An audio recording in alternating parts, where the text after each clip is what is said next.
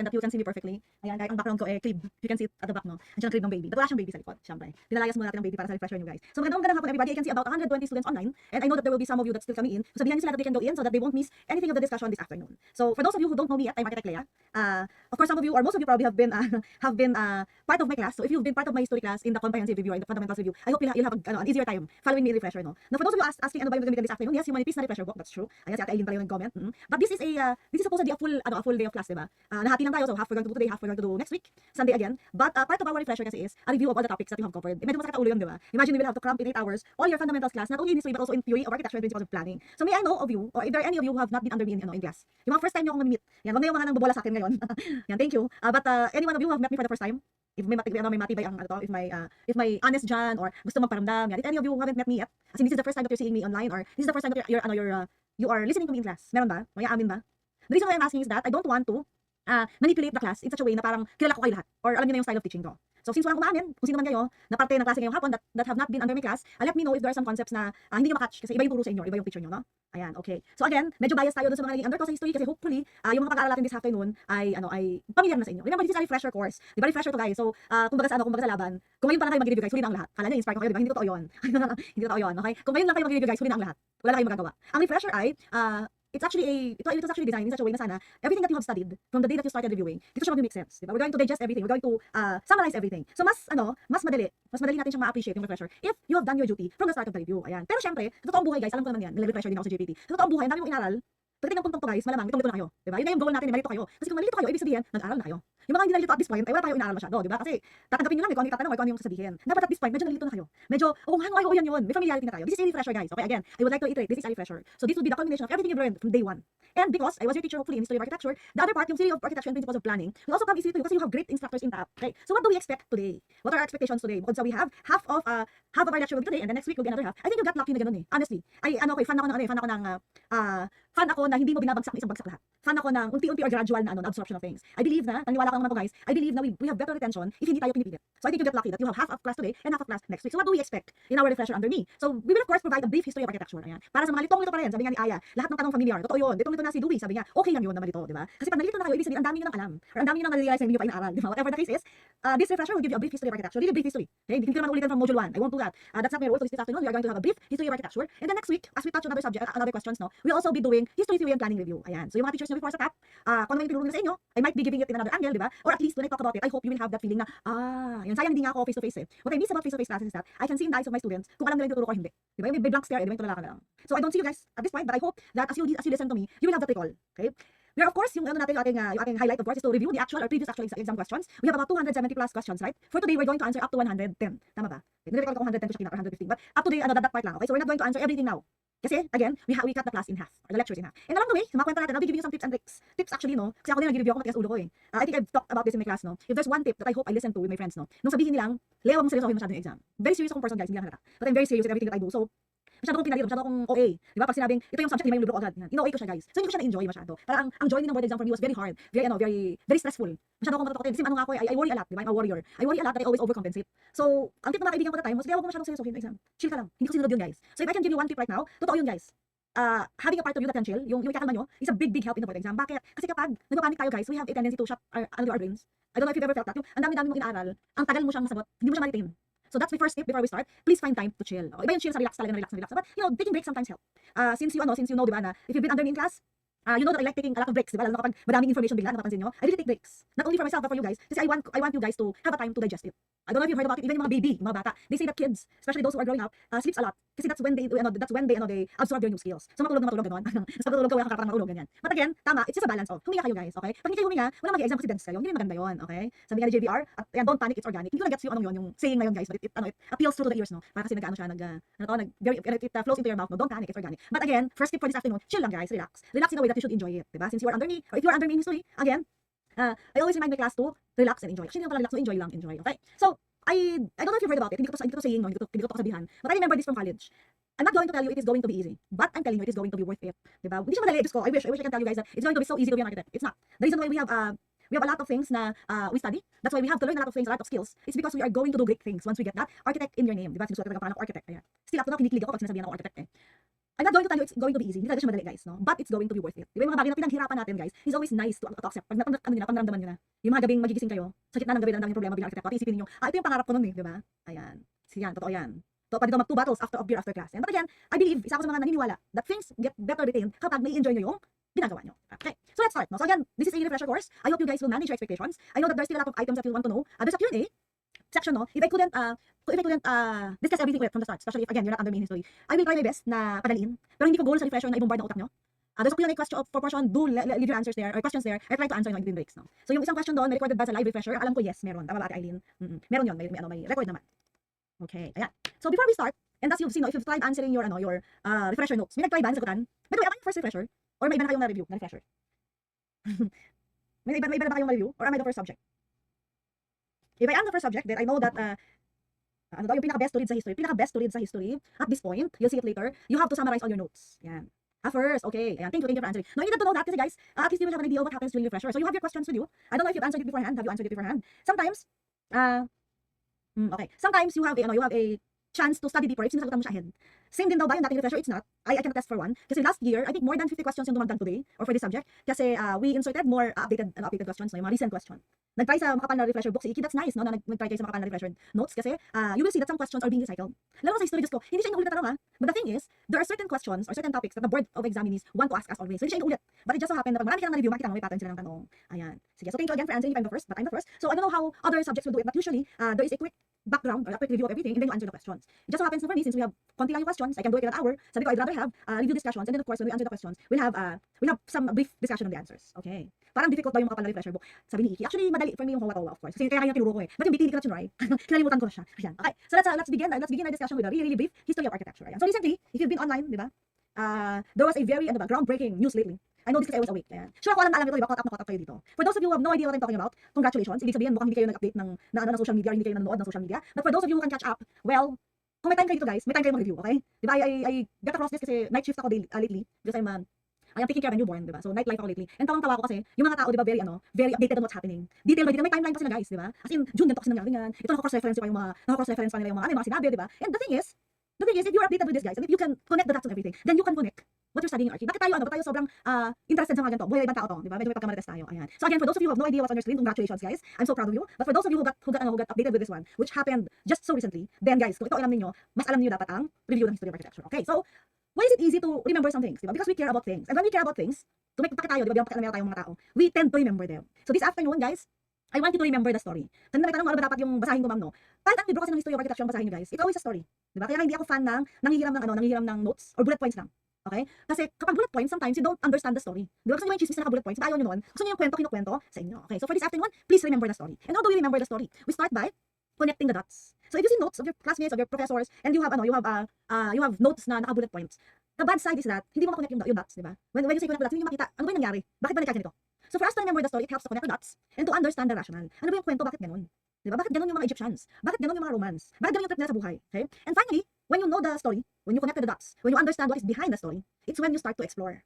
Diba? It's our creativity that comes in there. When you begin to explore, when you begin to appreciate what's happening in your history. So, when you study history, these are things that you should remember. Kasi nasaan na tayo, sa finish line na tayo guys, diba? We're at the finish line. So what do we remember? In every era, in every historical moment, in every architectural style, there are 3 things that you should remember. Okay, so nasa ano na tayo, diba? Ano ba yung tatandaan ko kasi mag-exam na?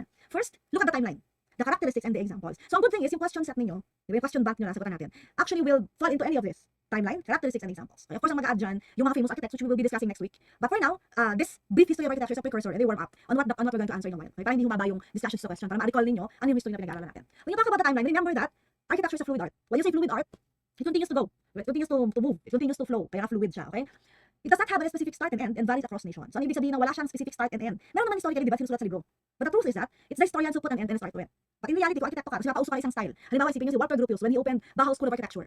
Diba? For sure, yung konseptong yun has been brewing in his mind years before he actually founded the school. So yung mga historians, the only time that they put the date on a style is when it was officially launched. Okay? Nung mapinpoint nila yung date. But in reality, sa totoong buhay guys, it is very fluid. Like kayo ngayon, diba? If you're going to be jet setter in architecture. Baka hindi nyo na alam, sa history ng buhay ninyo, itong araw na to very integral. Ay, ito yung araw na na-realize ko, ayaw ko na maging architect. Charot. Ayan. So, the thing is that, it's very fluid. Timeline is very fluid. And it varies across nations. So, papansin nyo yung history books, yung Baroque architecture, iba yung panahon na date niya na nangyari sa Europe, late siyang dumating sa Pilipinas, di ba? So, while there is a very fluid timeline in architecture, of course, we will be following a certain order in history books, so which I will be showing you later. Ayan. Ang importante, para matandaan nyo ang kwento, matandaan niyo alin ba yung mauna at alin ba yung sumunod. Parang ganoon lang din yung issue ni, ni Maris at saka ni Anthony. Ayan. Sino bang mauna? Sino bang sumunod? Ayan. But in timeline again, instead of being pressured on dates, kasi nga, di ba, kahit ako naman, stress ako sa mga dates, guys, sa mga petsa na yan, no? It's better to understand yung order niya. Because if you understand that, for example, you'll understand why early Christian architecture followed the works or the forms of the Romans. Kasi early Christian architecture happened during the Roman period or the ancient Roman period. And then of course, for example, you would see bakit yung Renaissance architecture is very similar to Baroque architecture. It's because Baroque architecture was a anak ng Renaissance architecture. Okay, sorry. Okay, and then you check what sets it apart. Okay, so you have to understand what sets it apart. Kasi in any architectural style, you have to understand paano ko makikita at one glance kung ano yung style. Diba? Ano yan, isa yan sa mga skills, no? Pakitaan ka ng building, what's the style. Ayan. So you have to understand what sets it apart. We're going to review that very briefly this afternoon. And finally, as you browse through the questions, guys, you will see what are the outstanding structures. Okay, so ako naging cheat ko yan, naging review ko. Nung sinashortcut ko na ang lahat dahil hilong-hilo na ako sa dami ng aralin. What I did was I took one specific example per style. I looked at the name of the building, what it looks like, ganyan, and then it helps me better understand what the style is. Okay? So in our review this afternoon, in our brief review this afternoon of history, we're going to highlight the timeline, the characteristics, and the examples of each particular era. Ayan. So remember the story. Okay, i-channel nyo yung inner marites bilang arkitekto. Remember the story? And all throughout the course of history, you will see there's a pattern. And there's a gradual change or evolution of buildings. So from the prehistoric, ancient, classical, early Christian, Byzantine, Romanesque, Gothic, Renaissance, revivals, modern and postmodern architecture, all of these are all connected. And it all became a part of the history of humankind. Now in your screen, I just labeled them briefly. Some of the examples. I don't know if you are familiar with all of them, but I hope that you are at least familiar with about 70% of them. Ayan. So these are some examples of the buildings. At this point, sana naisip nyo, oo nga, familiar tong mga to. Ayan. O pa talaga nagsimula ng refresher nyo, no? History at tawa pa talaga. Ayan. So I hope that most of the pictures are familiar with you. If you will ask me, no, and honestly, it took me a while to memorize all of these buildings. It took me a while. Kung akala kasi may ibang mga estudyante, ano ako walking encyclopedia, that's not true. Diba, minsan yung mga estudyante, akala mo, kinukusbi ako bigla, ma'am, sino architect na ganito? Hindi ako ganun, guys. Hindi ako walking encyclopedia. But the reason why I had familiarity with all of them was because of repeated exposure. And at the same time, if I'm very interested with the building and the architect, ayun alam ko yun by heart. Okay? So, support exam, hindi kailangan memoryado nyo to, guys. Ang kailangan, ma-recognize nyo pag sila yung tinanong. Diba, laging turo ng mga teachers yan. Tip number 2, bakit ang tip kaya tayo maghapon, no? Diba, ang sabi, familiarize, don't memorize, diba? Because in reality, when you are given a question in the board exam, you can always, alam ko na narinig na tayo, tip number 2 natin, you can always simplify the choices, diba? Ito, ang mga Egyptian yung tinatanong eh. Tanggal na agad ng mga hindi kasali sa choices, or ano ang tawag na sa ganyan? Simplify, or minimize the choices. Ayan. So again, look at your screen, and if you are familiar with any of these buildings, good. If you do not have any idea what those buildings are, then it's time for you guys to look them up. But quick browse, ayan. Okay, so let's start with prehistory. Okay, again, guys, this is a quick review. So sana when I'm giving the story, you are having the time of your life. Tumatumbling yung mga brain cells at sinasabi, ay, oo, naaral ko yan. Okay? So in the prehistoric times, it is all about what happened before architectural history. Diba? So it sets the tone. Diba? It opened up the possibilities for the architects. The buildings during the time, or the structures during the time, were monumental but primitive. Okay? So monumental kasi bakit daw? Ang tendency ng mga tao, if they're going to build anything, sisiguraduhin nilang matataas at malalaki. And it is primitive, meaning makaluma pa yung gamit ng mga materyales. Yeah. What are some of the examples? Actually, sa examples, guys, ang nilagay ko din, yung mga usual terms na tinatanong. Okay? Kasi remember board exam to so zero in on things that you have to remember. So of course, you've heard of the men here, Dolmen and Cromlech. Ayan. And then the ancient Near East, or Mesopotamia, or Sumerian, or the ancient Near East civilization happened during the 5,300 BCE to 650 CE. Actually, I tried to edit the dates. Nawag AD and AD and BC. I tried to make it non-sectarian and non-religious, no. So we are using BCE and CE, which means before the current era, and CE, which is the current era. Okay, so it is the timeline of cradle civilization. The characteristics of the ancient Near East is that it is massive, monumental, and grand, and the main material that they use are the mud bricks. Okay, so these are actually mud. Essentially, they are mud that were kiln-dried or underwent a process before they became bricks. So in one of your questions in the refresher, there's a question there, diba? Yung main building material ng Mesopotamia, I think. Ayan. So it's mud. These are mud bricks. The ancient Near East was also known to be the civilization between two rivers. Again, they are known to be massive, monumental, and grand. Some of the examples are the ziggurats, palaces, hanging gardens of Babylon, and the Ishtar Gate. In your screen, you can see two photos. Hindi ko na diram ng picture, guys, para mabilis na kayo makinig sa kwento ko. Ayan. Kaya nga sabi ko, remember the story, no? On your left side of the screen is the ziggurat of Ur, which is a ziggurat that was built for Ur-Nammu. Tama ba? Ur-Nammu, no? Hindi ko baka na-release up ko siya sa Marvel Universe. Kasi katapos ko lang mag-marathon ng Marvel ulit. Gusto nyo yun? Nag-marathon ako. Hiningit ko kayo, di ba? And you have the Ishtar Gate on the right side. Okay? So chill, guys. Sabi niya, mud or bricks. Sa choices nyo kasi dalawa yung nakalagay doon. You'll see it later when we answer the question. No? Bricks kasi is already it's already a product of the mud. But the main building material is still the mud. We'll be answering that later on, but just to answer the question of chill guy, bakit hindi siya maging chill? Bakit hindi ko sinagot? Ayan. Si Art A, sabi niya, pwede po balik ng slides. I don't know which slide, sorry. But again, there's a recording of this video. And actually, ang hook ko, hindi na kayo masyadong mag-notes today. Nag-notes ba kayo? Hindi ako nag-notes dapat at this point. Dapat nakikinig na kayo ng kwento. Or if you have your old notes with you, then you can just mark it up. Now, ito yun. Marathon na utak, sabi ni JBR. Yan. Then let's go to ancient Egyptian. The timeline was from 3000 to 30 BCE. It is also a river civilization. Diba? You know this from theory of architecture also, diba? That the first cities were built or were given birth where there is water. Diba? Kasi yun yung source ng food nila. At saka later on, it became the source of transportation. So yung mga old civilizations talaga, old cities, they were actually river civilizations. The ancient Egyptian culture is known to have massive and religious architecture. And the materials that they use for the domestic figures are the mud bricks.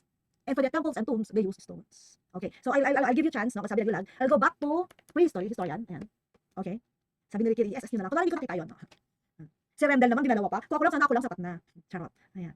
Okay. So, I don't know if it's raining. Here I'm broadcasting live from San Pedro Laguna. Wala namang rain dito. Alright. Sige. So, now I continue guys to ancient Egyptian. Give me a moment guys ha. Let's need to send this.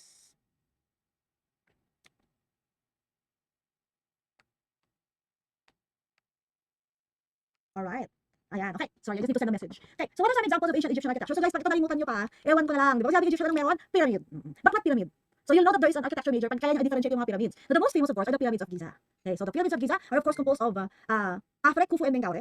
Di ba? Or, ayan, yan, tama yan, Angel. O, ganyan dapat Angel. Sabi ni Angel, mamlaya lang sapat na ako. Nakaka-hurt kasi yung sapat na pero dalawa kami. Di ba, ganun, masakit yun. Charot. Pinapatawa ko lang kayo guys. Okay lang yan. Whatever combination works for you. Ba't ako kasi, loyal ako, isa lang dapat. Ayan. So again, ancient Egyptian, you know that Egyptian civilization gave us the famous pyramids, and the most famous of which are the Giza pyramids, or the pyramids of the Giza complex. So the Giza complex, there were 3 large pyramids, Khufu, Khafre, and Menkaure. So yan, you're going to see some questions about Egyptian later on. And again, if you look at your refresher notes and even the big notes of the refresher, yung makapal, makita nyo lahat ng questions that may be asked about Egyptian. Sabi ni Jadzi, Khufu lang naalala ko, Shem, so at least may isang alam sa tatlo, di ba? Okay. Okay. Sige. So you have the pyramids, also have the mastabas, which are the precursors to pyramids. Kasi before naman ginawa ng mga pharaohs, yung mga magnificent pyramids, they actually had different versions of tombs, di ba? They also built temples, and one of their greatest creation is the Great Temple of Ammon. Ayan, Karnak. Ayan. Totoo yan, loyal ako guys. Buso tamad din kasi ako magkaroon ng pangalawa. Charot. Okay, let's move to the ancient Greece. The timeline was from 900 BCE to the 4th century CE. And the characteristics is all about beauty in proportion.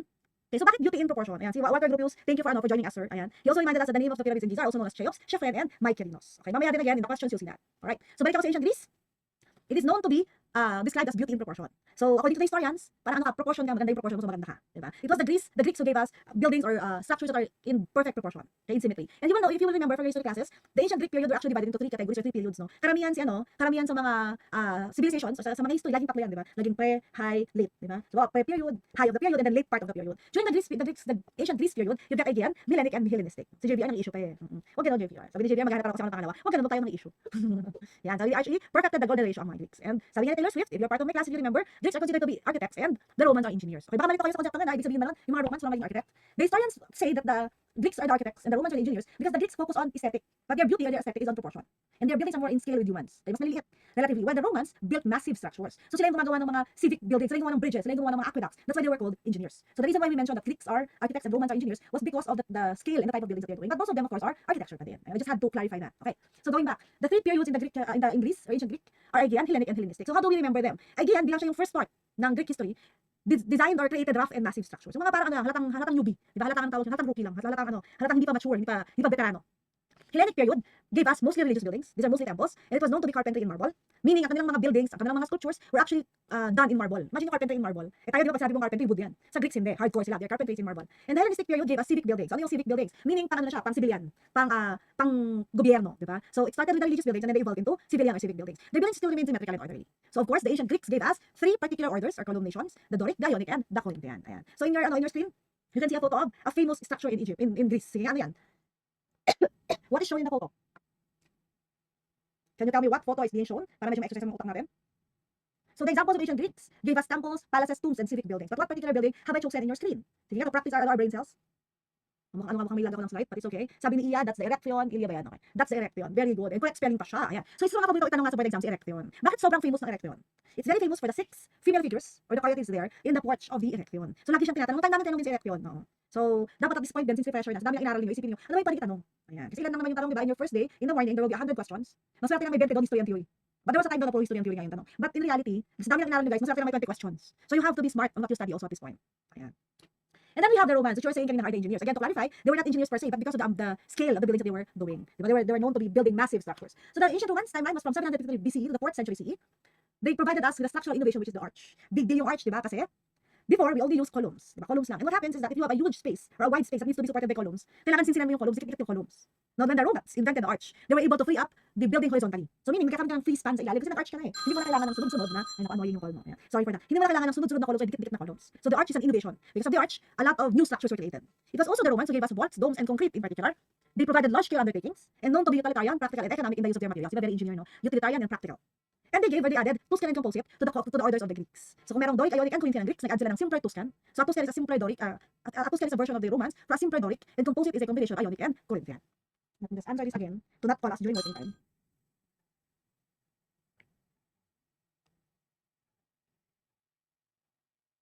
Okay, so actually I can see that we are about 170 people na in the room. Ayan, so for those of you who just came in, sorry you've missed some of the fun part, but let's catch up. Again, sorry for that call. Ayan. So on these examples, there's a photo on your screen. Can you tell me the name of that structure? And then waiting for your answer. Some of the other examples of ancient Roman architecture are the Forum, Basilica, Thermae, Theorem Arches, Aqueducts, Ponds, Lacus, and Salientes. So some of these are just terms no, that are related to Romans. So one of the fear ng mga estudyante, kapag vocabulary may pinag-uusapan.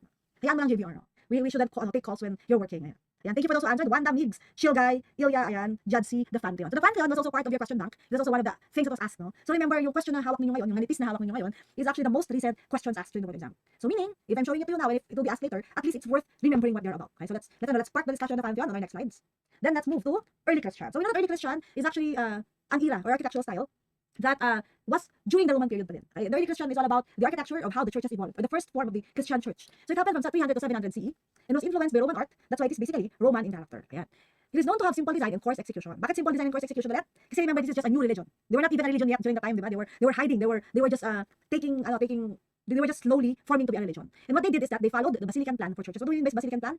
It means rectangular plan, taking the form of the Basilica of the Romans. Okay. So what is the example? Actually, hindi ako muna ng building sample. Kasi even the usual buildings usually have evolved into a different style, no? But at this point, I want to remind you that it might be worth remembering or worth reviewing the parts of an early Christian church. Okay. Then let's go to the Byzantine period. The Byzantine period coincided with early Christian. The timeline was from 330 to 1453 CE. Thank you. And the characteristic is that it is known to be the architecture of the Eastern Roman Empire. Let me take a sip, guys. Again, Byzantine period coincided with early Christian. So if you remember your history with me, if you're under me in history, you know that there's a interesting story diba, behind how Byzantine and early Christian happened. Now, what are some of the examples? We have Hagia Sophia, we have Saint Vital, and we have Saint Mark. Okay, no domes yet pa po kapag early Christian. Tanong ni FLW, yes, early Christian doesn't have domes. Okay, the domes came in the Byzantine period, and the most perfect example. Kaya nga nag-reveal na wala kayo inarap kung si Hagia Sophia eh. Ayan, is Hagia Sophia. The Byzantine period was known to have domed and centralized plan for churches. Again, to answer what FLW wrote on the chat box, wala pa bang dome no early Christian? Yes, wala pang dome. Dome came in during the Byzantine period. Kasi ano yung roof system ng early Christian? Ano yung roof system niya? If you remember, the early Christian actually gave us the foundations for a truss system. Diba? It's a roofing that is on top of a rectangular basilica. Yeah. Sabi ni Mix kasi dome on contemptives. But we'll go back on this discussion later. Okay? Then we have the Islamic period. Sinito na guys Islamic kasi it actually happened from the 7th century up to the present. And one of the greatest thing about Islamic period is that you will notice that there is no essential difference in techniques between religious and non-religious buildings. Diba? So ibig sabihin, kung ano yung itsura ng building nila na religious or yung mga mosque nila, ganoon din yung itsura ng non-religious buildings nila. They were known to have domes and minarets, enclosed courtyards, and geometric arabesque and muqarnas accessories. And sabi ni Gypsum mostly hip, vaulted, trabeated. Okay, don't worry guys, we're going to go back to this. We're going to circle back to this later when we do comparisons of churches. Ayan. Sabi naman ni Walter Gropius, ang Hagia Sophia na Blue Mosque ay halos magkamukha. Pero tandaan ko lang yung number of minarets. For me, walang kamukha si Hagia Sophia. Kasi siya lang inaral ko. Yeah, but the reason why Walter Gropius on the chat box, I don't know if you can follow yung chat box discussion, but I love reacting kasi to your chat box. No? Kasi it makes me feel, we have a conversation. No? To answer yung kamukha, yun kasi yung trick with Islamic architecture. No? The Islamic architecture doesn't have the differences between civilians and religious buildings. So magkakamukha sila. Yun yung trick doon. And the reason why magkakamukha sila was because they follow, kailangan ganito yung itsura mo. May dome ka, may minarets ka, may closed courtyards ka. Ayan. And then, gusto binilang niyo pa yung minarets, hanga ako doon, may gan. And then kanina, sabi ni Angel, I thought may dome na sa Pantheon area. Sa Pantheon, okay. The dome of the Pantheon is different, we're going to talk about that later. But we're trying to differentiate ng early Christian and Byzantine period. Ayan. So, again, put that on the parking slot. Ayan. About the stars in SBO, pangatlo ko ng pangatlo ng booklet. Okay, examples. Again, the mosque in Damascus, the dome of the rock in Jerusalem, and the Taj Mahal in Agra. Bakit si Taj Mahal yung nilagay ko? Kasi, nung time namin tanong siya, and recently, ang favorite flight about Islamic, mga ganyan, Taj Mahal. And then the Great Mosque in the Dome of the Rock, you might want to remember in your history classes as very, very critical, very integral into the study of Islamic history. Guys, I hope that you can catch up with the discussion. Again, this is not supposed to be a fundamentals class na first time ito maridinig. This is supposed to be a refresher wherein when we talk about these items, meron na kayong recall. Okay ba? I hope that all of you can catch up. If not, kasi I can remember the refresher namin. Muni ako bigla. About 11 years ago. 11 years ago ba? Yeah, about 11 years ago during our refresher. I remember yung mga klase ko, ang galing na nila. Ano nila lahat ng tinatanong ng teacher. Di ba natutunan ko guys kasi parang bata ko first time ko silang maridinig, di ba? And that's when I realized, pag ako nagturo ng refresher, isiguraduhin ko yung mga estudyante ko, sana, kaya mag-catch up kasi ako naging teacher ng fundamentals. Ayan. So I hope that you guys are on that level. I hope that while until later I will be giving you some additional information. Di ba? Yun yung maganda sa refresher, di ba? Alam mo na to, therefore, dagdagan ko yung alam mo. But at this point, I really hope that you can catch up with the discussion. Again, kung meron sa inyo hindi ko naging estudyante before, umamin, you can put your questions on the chat box, on the Q&A portion, kung nahihiya kayo umamin. Huwag kayong magpabuli sa mga matatagal ng taga-JPT. Ayan. Okay? Baka nahihiya kayo umamin. It's very important to me that I am aligned with what you know so that I can better discuss the items as we talk about it. Ayan. Importante na yung, puro familiar. As a side note, bilang commercial, tanong ni hi guys, ka-HD po ba si Sir Jeboy? Yes. Magkakabatch kami ni Jeboy. Saka ni Pedro, Bad trip yan si Pedro, nag-tap yan, hindi naman nag-tap eh. Bad trip yan. Saka sa init din ng Islamic, yes, that's another name for it. Okay, let's go to Romanesque period. The Romanesque period happened from the 6th to the 12th century and it's known to be a transitional style. It's a transitional style kasi ang nangyari, papunta sa iba pang style. Parang hindi evolve. Parang, may bagong style, pero hindi siya masyadong nag-stick. But it is Roman-like. Kasi Romanesque is still under the time of the Roman period. Okay, Roman-like but sober and dignified, which is the opposite of Roman's ostentation or ornateness. It is known to have thick walls and round, semicircular arches. So some of the examples of Romanesque period are the Pisa Cathedral and the Saint Madeleine in Vézelay. Okay. Next, let's go to Gothic period. You've been under my class, diba? Gothic is my personal favorite. Para ito yung panahon kung kailangan hindi na bore ang mga arkitekto. It happened during 13th to the 16th century. And the characteristics is that it is known to be a departure from the classic lines. It is known to have verticality, kaya nga tinawag siyang lofty and aspiring. And it is also referred to as medieval architecture. So in other books, if you see medieval, that's actually Gothic architecture, and is known to have pointed arches and flying buttresses. Some of the examples are the St. Denis Cathedral, the Westminster Abbey, the Notre Dame Cathedral, and the Chartres Cathedral. So all of this, with all of this, I hope you have a visual about. Because sometimes when you see a name, and you see a picture, if you see a term, you see a name of a building, di ba medyo naalala yung itsura niya? So for this part of the slide, what is being shown to you is St. Denis Cathedral, which is considered to be the first true Gothic cathedral. Hindi siya masyadong nag-evolve. Siya yung first. Okay? Renaissance period happened during the 15th to the 18th century. So yun yung malakang in between na yan. Renaissance happened from the 15th to the 18th century and is known to be the return to the classical styles. Actually, kalaban ng Renaissance si Gothic. Kontrapelo niyan. During the time that it was being used to Renaissance, they call Gothic as Gothic kasi nilait na yung Gothic. But they call it as Gothic meaning barbaric. Kaya tinawag siyang Gothic. So there are two different styles, and Renaissance architecture is known to be a departure from Gothic. So kung hindi ka maka-Gothic, Renaissance siya. Yeah. Can't be both. And it is all about the symmetry kasi it is a return to the classical style of the Greeks and the Romans. Some of the examples are the Tempio in San Pietro Montorio, St. Peter's Basilica and the Palais de Louvre in Paris. Okay, so if you remember your Tempio in San Pietro, which was considered to be the first high Renaissance building in Rome, it was designed by Donato Bramante, who is also the first architect of the St. Peter's Basilica. Ayan. Alright. Okay, thank you. Nagbasa lang ako. Sige, nagbasa ako ng message ako. Hindi ko share sa inyo. Okay. Again, Tempio di San Pietro. The architect is Donato Bramante, who is also the first architect of the St. Peter's Basilica, and this is considered to be the first high Renaissance building in Rome. So bakit importante yung Tempio di San Pietro? It's a temple, diba? It's a martyrium, which is a building that you dedicate to a martyr. And it was for St. Peter. Bakit kay St. Peter? Kasi St. Peter, that's accordingly the spot on where he was crucified. At anong kadramahan natin kay St. Peter dyan? Si St. Peter, ayaw niyang magpa-crucify like Jesus Christ. So he said, I do not deserve to be crucified like my master. So ayun, binilipad siyang cross. So be careful what you wish for, guys. Renaissance also gave us Palladian, Baroque, and Rococo, which are variations of the Renaissance, or anak ng Renaissance. Diba? Anak ka ng Renaissance. Ayan. Palladian was the design or the style of Andrea Palladio. It is known to be logical, staid, and serene. Actually, the Palladian architecture was brought to Europe by Inigo Jones, the Palladian style of architecture. Kung nabasa niyo pa yung older books. By the way, alam niyo, habang hinihintay ko mag-start yung class, gano'n kayo ka-addict. Ayan. Nagbabasa tayo ng Bannister Fletcher. Ayan. Gusto niyo yan, no? Habang hinihintay tayo mag-start. Ayan. So, ganyan, dapat ganito yung hobby niyo in life. Parang, ay, bored ako, makapagbasa nga ng Bannister Fletcher. Ayan. So, yan. So, kaya I remember kanina na, hindi ko pa nakwento yun. The Palladian style of architecture was brought to Europe by Inigo Jones. Buti na lang dito tinatanong kayo sa board exam yan, but in old refresher book yung makapal, you would see his name there. The Baroque architecture is known to be dramatic, rich, grand, and alive. And one of the most popular Baroque architects is Gian Lorenzo Bernini, who also designed and built the Baldacchino in St. Peter, that is on the right side of your screen, the second photo. And at the bottom, you've got Rococo, which is a lavish display of decoration and known to have curves, nature, and trompe l'oeil. Ano ba yung trompe l'oeil? Ayan. Ano ba yun? Ibig sabihin yung trompe l'oeil, ano siya illusion, yung 1D art. And the origin is in Paris. Ayan. Now, this photo at the bottom right of your screen is the Catherine's Palace. Okay. So, importante lang, guys, kaya ko pinapakita sa inyo tatlong to is that you get to appreciate that while Renaissance style, nag-evolve siya into different branches. And all of these are still Renaissance. In short, or in another aspect nga, meron ding under-Renaissance period that evolved, which is Mannerism. Kaya inag ko lang itong Mannerism, kaya ako naka-asterisk, guys. Now, Mannerism happened during the early 16th to the early 17th centuries. The characteristic is the inventive, and it is the adoption of classical elements and the distortion of proportion. If you remember, Renaissance period kasi was return to the classical styles, di ba?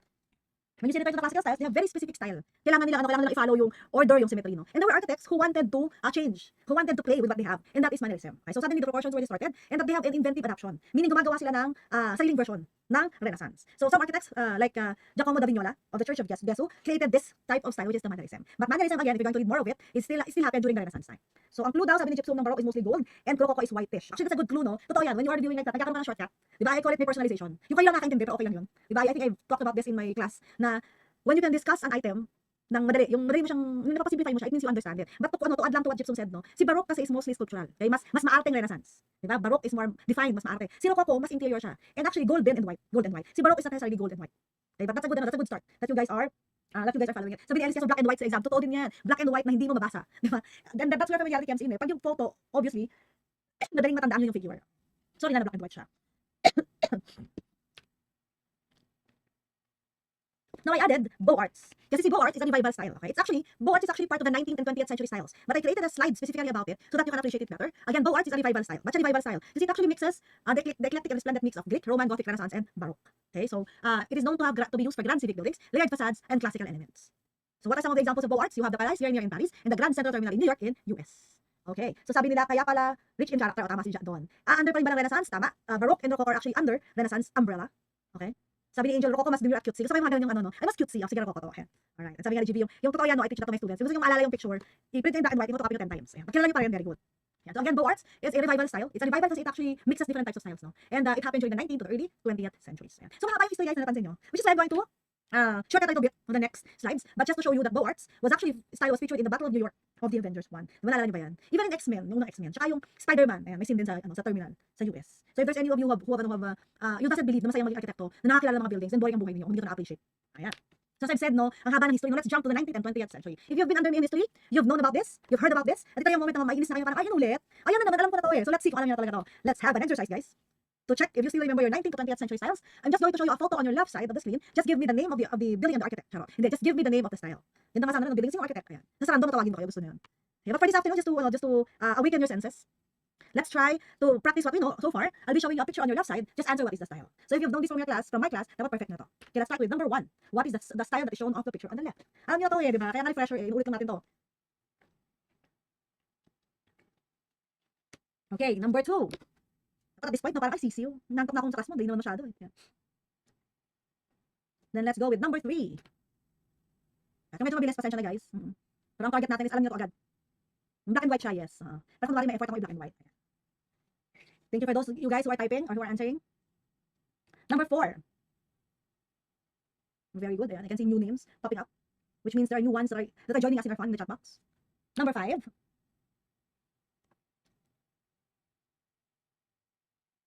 Number 6. And finally, number 7. Madali, no? Madali lang ako alam nito dati. Okay, so let's answer. Number 1 is actually Art Nouveau. Okay. I wanna ask now, I wanna take a moment to ask that right now. Nalito ba kayo dun sa mga styles? Do you still have a hard time understanding the styles? I hope that you don't. Or sana dun sa pitong nasa screen, mga 70% ito memoryado nyo na. Or alam na. Ayan. Like si Chilgeo, sinasabi na yung pangalan ng building. If still hindi pa, again, refresher is your eye-opener. Tip number 3. Ayan, number 3 tayo, di ba? Kasi tip number 1 ko, take it easy, di ba? Have fun. Tip number 2 ko, tip number 2 ko.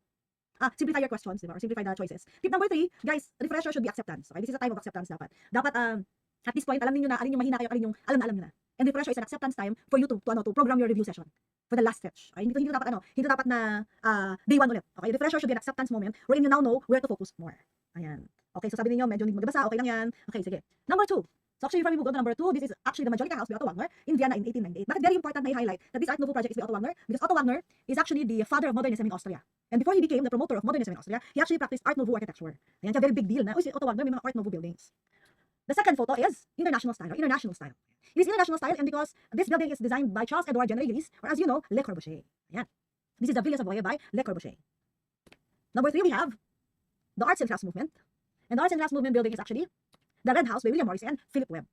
Okay, so may estudyante nga ako nagsabi dati, ma'am, kapag Arts and Crafts Movement, mukhang bahay ng mga witch. Kasi may crafts, no? Tsaka ganyan yung peg. Hindi naman. Actually, the Arts and Crafts Movement is one of those styles that happened as a response to the Industrial Revolution. Okay, so this is the Arts and Crafts Movement.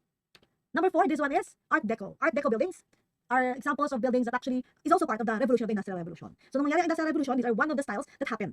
Kasi it mimics the aesthetic of the Industrial Age. Yeah. So, Art Deco, this one is a Chrysler building by William Van Allen in New York. So, natanong din to no, si Chrysler building sa refresher ninyo. So, we'll see about the discussion on that later. Number 5 is the Bauhaus building. Hindi lang halata no, kung bago yung angle kasi actually, yung laging pinapakita picture ng Bauhaus is at this level. Ito. If you can see my mouse. Hindi naman yung mouse ko Okay, yan. If you can see my mouse on the left side, ito yung laging view ng Bauhaus. Ito. Yung may font ng Bauhaus. But if you look at it in another angle, this is how it looks like. This is the Bauhaus, the Dessau Bauhaus building by Walter Gropius. Ayan. It's in Dessau, Germany. Number 6, you have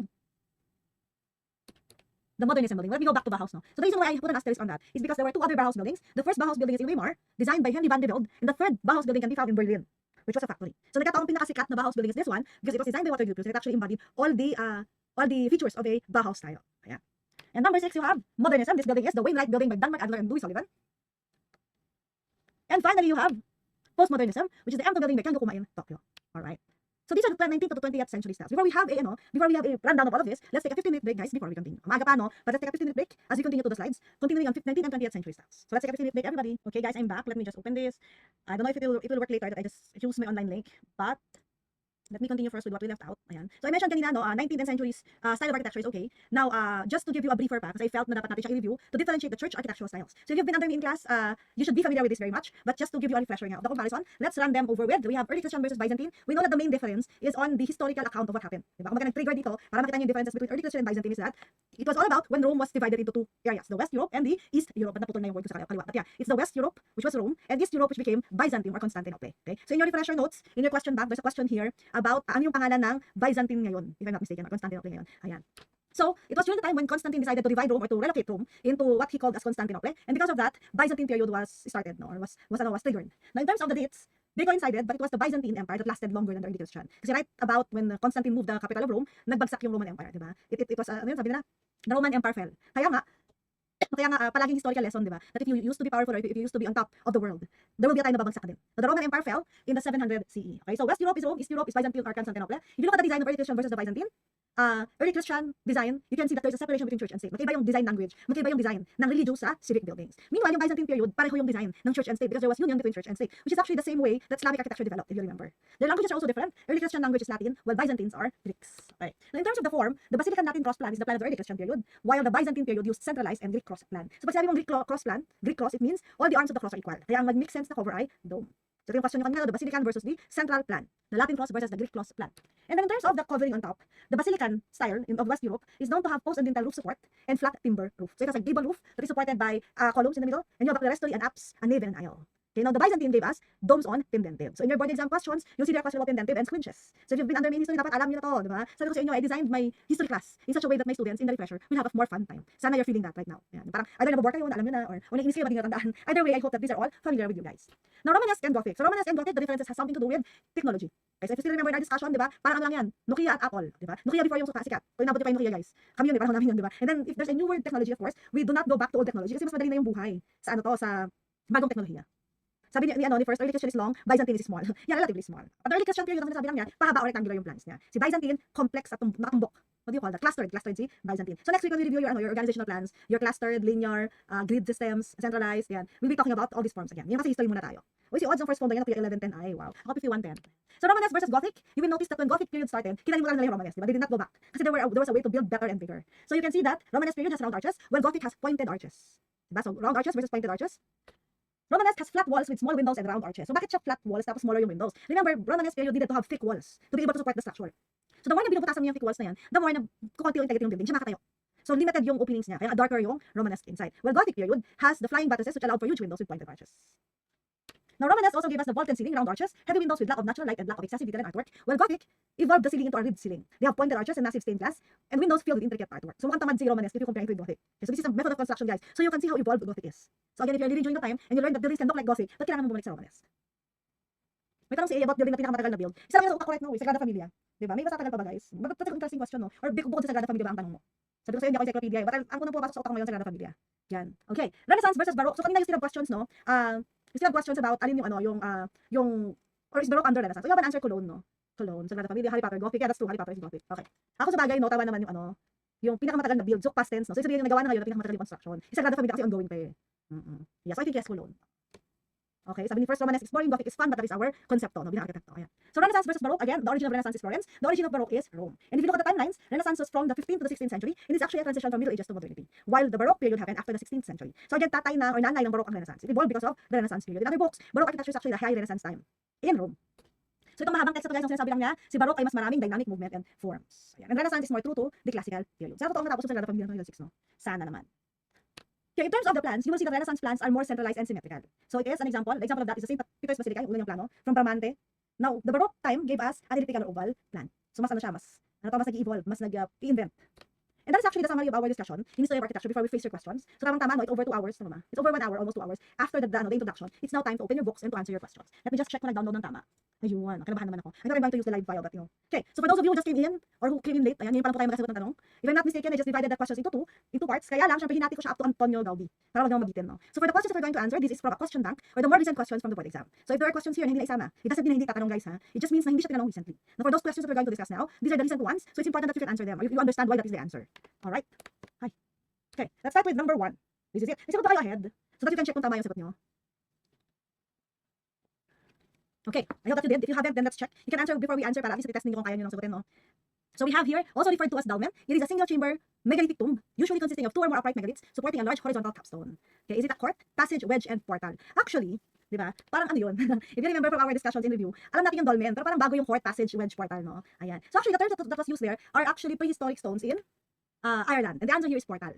Okay, the answer is portal. But to give you a discussion on this, kasi wala nga siya sa typical curriculum natin, no? In fact, admittedly, hindi siya tinuro sa history ko. At nagulat kami kasi tinanong siya sa board exam, no? These are prehistoric or stone age in Ireland. And their dolmens are classified into 4 types. Court-toned, passage-toned, portal-toned, and wedge-toned. Alam mo yung feeling, nag-aral naman ako, ma'am. Bakit saan galing yun, di ba? Yan. Sabi nga ni Okay, lumabas yun noong January 2024. That's true. Yeah. Kaya ako din, when I saw ito, tawa ako. Kasi parang, hindi namin tinuturo. But personally, me, I know of this. Dami ko alam, no? I know of this kasi I'm personally in love with the architecture of Ireland. Yung region na yun, di ba, in Ireland. So that's why I know it. But yes, that's true. Hindi ko siya tinuturo sa review. And even in this class, hindi ko siya tinuturo in this batch kasi I wanted to show it in refresher. Ayan. Isa to sa mga ano ko, hidden ammunition. Hindi ko tayo discuss sa klase ko sa inyo, guys. That's okay. And it's because I wanted to discuss it now. Ayan. Sabi ni architect M, kayang sagutin using context clues. That's true. Okay, so let's look at it now para alamin lang yung definition. So a court tomb is a basic enclosed tomb, possibly covered in earth. Kaya siya court. Okay? Kasi meron siyang courtyard. Yan, kaya tama si architect M, sabi niya, ano to, kayang sagutin ng context clues. Ganun naman sa araw ng board exam, guys. Hindi niyo maaral lahat. Huwag kayo umasang maaral niyo lahat. But because you listen to your instructors, because you read things that you should read, pag nagtanong ng ganito, kaya siyang sagutin dapat. Kaya niyo yan. Wala kayong choice, kaya niyo yan. So hindi niyo kaya yari. Pero kaya niyo yan, okay? So court tomb is perceived to be a courtyard probably used for religious ceremonies, and it is the oldest Neolithic tomb in Ireland. Ayan. Kaya siya court tomb. Meron siyang courtyard. Again, all of these are dolmen, guys, as a type of stone formation. Nagkataon sa Ireland, meron siyang 4 specific tomb names. Kaya ganun, may pinopak na board exam niyo. Ayan. So a good example of that is the Hag Hill in Ireland. So you can see there are formations of tombs. So mukha siyang may pagpupulong. Ayan. So that's a court tomb. Number 2, a passage tomb. Features a long passageway connecting the entryway to the interior burial chamber. May passage. Oo. Ayan. Kaya nga diba, sabi, nung pa nga ni first, diba wala kayong choice. Pwede ba yun habang nagtatanong sagot tayo may exam? Ma'am, time first. Hindi naman pwede. Sa totoong buhay, walang ganun. Okay. A good example of a passage tomb looks like this. You can see merong malagyan na position. Diba? Ayan. Tombs in Ireland. There's a passage tomb. It actually looks like a typical tomb in Greece. Kung maalala nyo, diba? Para silang merong group chat. Diba? Para silang may group chat ng Greece. Nagawa sila ng ganitong type of tomb. So this is the plan and section of a chamber, a new branch, which is a tumulus. Ayan. Then you have so this one it looks like this. Makikita nyo may passage sa loob yan. And then you have a portal tomb, which literally means hole of sorrow. It's called the Polnabron dolmen. It is characterized by an impressive altar-shaped entryway resting a large rock horizontally across 2 vertical ones. When you say portal, diba, even in architectural terms, no, may portal kapag meron siyang feature. In my line of work, no, in the mall design group, portal siya kapag meron siyang parang grand entrance. That's a portal. So a portal tomb is characterized like that. No? Meron siyang large entryway. Meron siyang portal. Kaya siya tinawag na portal tomb. Or literally a hole of sorrow. Parang papasok ka kasi may grand entryway. Yeah. So this is the Polnabron dolmen in County Clare, Ireland, which is very popular apparently. Kaya yan yung ginawang example. Si portal tomb. And finally, you have a wedge tomb. It's generally large stone boxes with a sloping roof slab, often oriented towards the west or southwest. It is organized with wedge-shaped chambers inside, most common type of Irish megalith. Diba, megalith means structures built of stone. Diba kaya megalith, big stones. Now, a wedge tomb, kaya pinangalan naman siya kasi pagpasok mo sa loob, may mga wedges or may mga niches. So these are wedge tombs.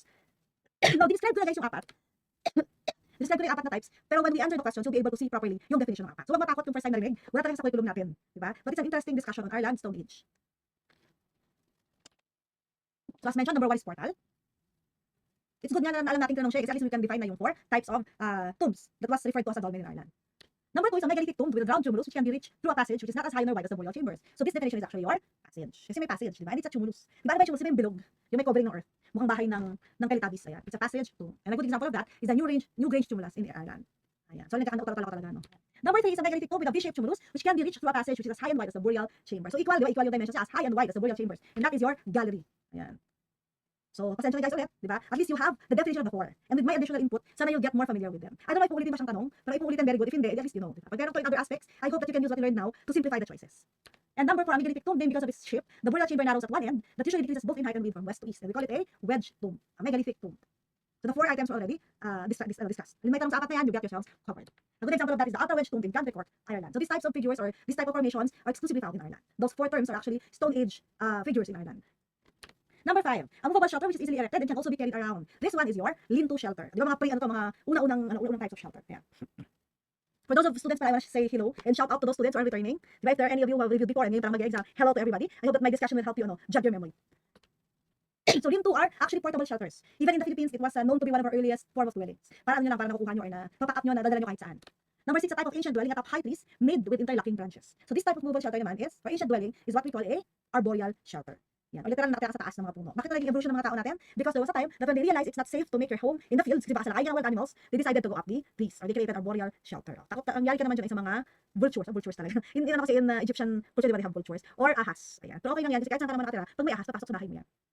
Number 7, a kind of dwelling erected using various locally available materials such as wood, stone, grass, leaves, branches, and animal skin. So, ano define natin mga kinds of dwelling or early types of dwelling? Tinatanong ko sa board exam? Yes, favorite ko naman mga new types of dwelling or previous types of dwellings. And this one is a hut.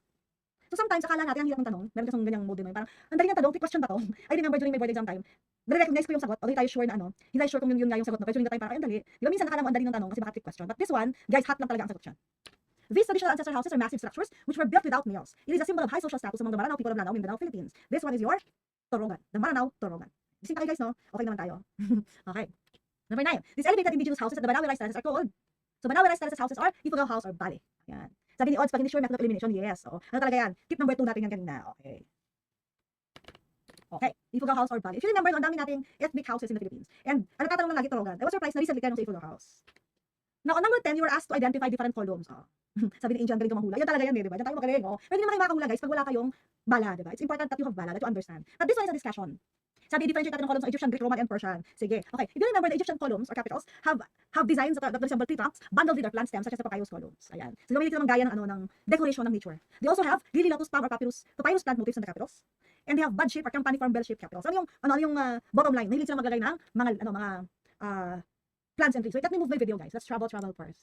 Traveling here. Ayan. Para hindi ko natatakpan yung discussion. Let's go back. Travel, and we go back. Okay. Ayan. Para mas kita nyo yung discussion sa taas. Ito na nga, di ba? Wait. Lakihan natin yung video ko kasi malungkot yung maliit ako. Dami kong time, no? Ayan. Para mas kita nyo yung crib sa likod ko. Okay. Alright, so let's go back again. If you notice, the Egyptian columns are designed inspired by nature. Ayan. So while their main material is stones or are stones, they also get the inspiration from the decorations on their environment. So they have tree trunks, they have plants, diba? They have different motifs that are very environment related. So actually colorful din yung mga columns ng Egyptians. If hindi black and white, kasi black and white talaga yung mga libro, you'll see that there are a lot of colors. The Greeks have three particular capitals. Diba? You have the Doric, the Ionic, and the Corinthian. Okay, so I want you to look closely at how the columns look like. Kasi we need to differentiate them. Sabi nung nag-tip ng refresher, differentiate diba yung columns, or understand the difference of the columns. Now the Romans columns added the Tuscan and the Composites. As mentioned kanina, the Tuscan is simpler than Doric, while Composite is a combination of both Ionic and Corinthian. And then finally, you have Persian columns. The Persian columns have fluted or grooved shaft. They have double-headed capitals such as two half horses or half bulls standing back to back. So if you see a column like this, na may back-to-back animals, that's actually Persian. The carvings in the capital can be with volutes similar to Greek Ionic columns. So pwede kayong makita ng mga volutes o yung mga umiikot na design na capitals, no? So you're going to put them side by side. Ayan, this is Egyptian, very stout, decorated by plants or nature. Greek Doric doesn't have base. Greek Ionic, Greek Corinthian, Roman Tuscan. Tuscan is smooth shafted and with base. So again, Roman Tuscan is a simpler version of Greek Doric. Wala siyang flutes at meron siyang base. Then you have the Roman Doric, the Roman Composite. Composite is a combination of Doric, of Ionic and Corinthian. And your Persian columns have usually two-headed animals. So if you look at them, diba, you can differentiate already the different types of columns. So when you're given a question like this, it's a matter of understanding how the cultures or the historical eras differ from each other. Ayan, sabi nga ni Chipsum, Roman Doric has base. Ayan, tama. So, maybe this time, diba, wala tayong pakialam sa ano yung zodiac sign mo. Dapat, what's your favorite column style? So dating tip to guys, hindi to exam tip, no, dating tip. When you're dating, if ever uso pa ang dating sa inyong mga kabataan, may ganun sa inyong mga kabataan, maybe your conversational piece should be, what's your favorite column style? So what's your favorite color? Ayan, para ma-analyze yung psychological implication niya, no? Which is also part of your refresher notes later, or next week, we'll be talking about colors, but maybe it's time about understanding your favorite column style. So again, if you look at it, Egyptian, Greek, Persian, Roman, Islamic, Romanesque, and early English Gothic. So some of these are simply a manifestation of how the eras, or how the historians, translate the design of the columns. Alright, number 11, main building material used in Sumerian architecture. So this is one of the discussions kaya I mentioned. We know it was mud bricks, okay, mud bricks. But bricks kasi is already an output from the mud. So ang tamang sagot dito ay mud. Material that is used in Sumerian architecture, ancient Near East yung Sumerian, that is mud. Principal architectural monuments of prehistoric buildings. Ano yung principal architectural monument ng mga prehistoric buildings? That is tombs. Wala pa sila ng watchtowers, palaces, and temples. They started by doing tombs. Number 13, what kind of structure is Mesopotamia known for? So Mesopotamia is known for, if you look at this, minaret, Stonehenge, ziggurat, pyramid. Mag-method of elimination na kayo guys. Hindi yan pyramid, hindi yan Stonehenge. So minaret at ziggurat na lang. And you know that it's also not minaret. So the answer is ziggurat. So kahit hindi nyo memorize guys, if you're familiar with the civilizations, you can easily answer them. Di ba malamang sa moment na to, tumatambling-tambling na sa board exam. Parang dali masyado. Ayan. Sana. But I do have students who message me after the board exam na ma'am, thank you, dumali yung history because of you. Baka kaya dumali kasi na-chill sila. Or nabawasan ng panic yung utak nila. Because panic will never help us guys. Well, meron namang nag-work under pressure, di ba? Yung mga taong gano'n, yung mas gumagaling sila under pressure. Pero mas mga hindi kaya pressure masyado. Number 14, in West Asiatic Palace, or a West Asiatic Palace boasting 100 bronze gates, 250 towers, and according to Herodotus, spans an astonishing 200 square miles. This West Asiatic Palace is the Royal Palace of Nebuchadnezzar. So the Royal Palace of Nebuchadnezzar. Now, if you've seen things like this, palaces, or mga new terms, it doesn't need na memoryado nyo ulit yung structure ha. You just need to be familiar with them. Para ipakita yung plano, ito kasi siya. Okay? Again, refresher is at the time to be your day one. Refresher should be the moment of when you consolidate everything that you've learned and focus on items that you need to focus on. So don't panic nga, sabi nyo, it's organic, diba? So this is the Royal Palace of Nebuchadnezzar. Ano yung mapapala mo dito? It's a huge complex. And you can see that the building mode during the time are columns. Kasi dikit-dikit, diba? Tapos maliit na spaces to carry on each space.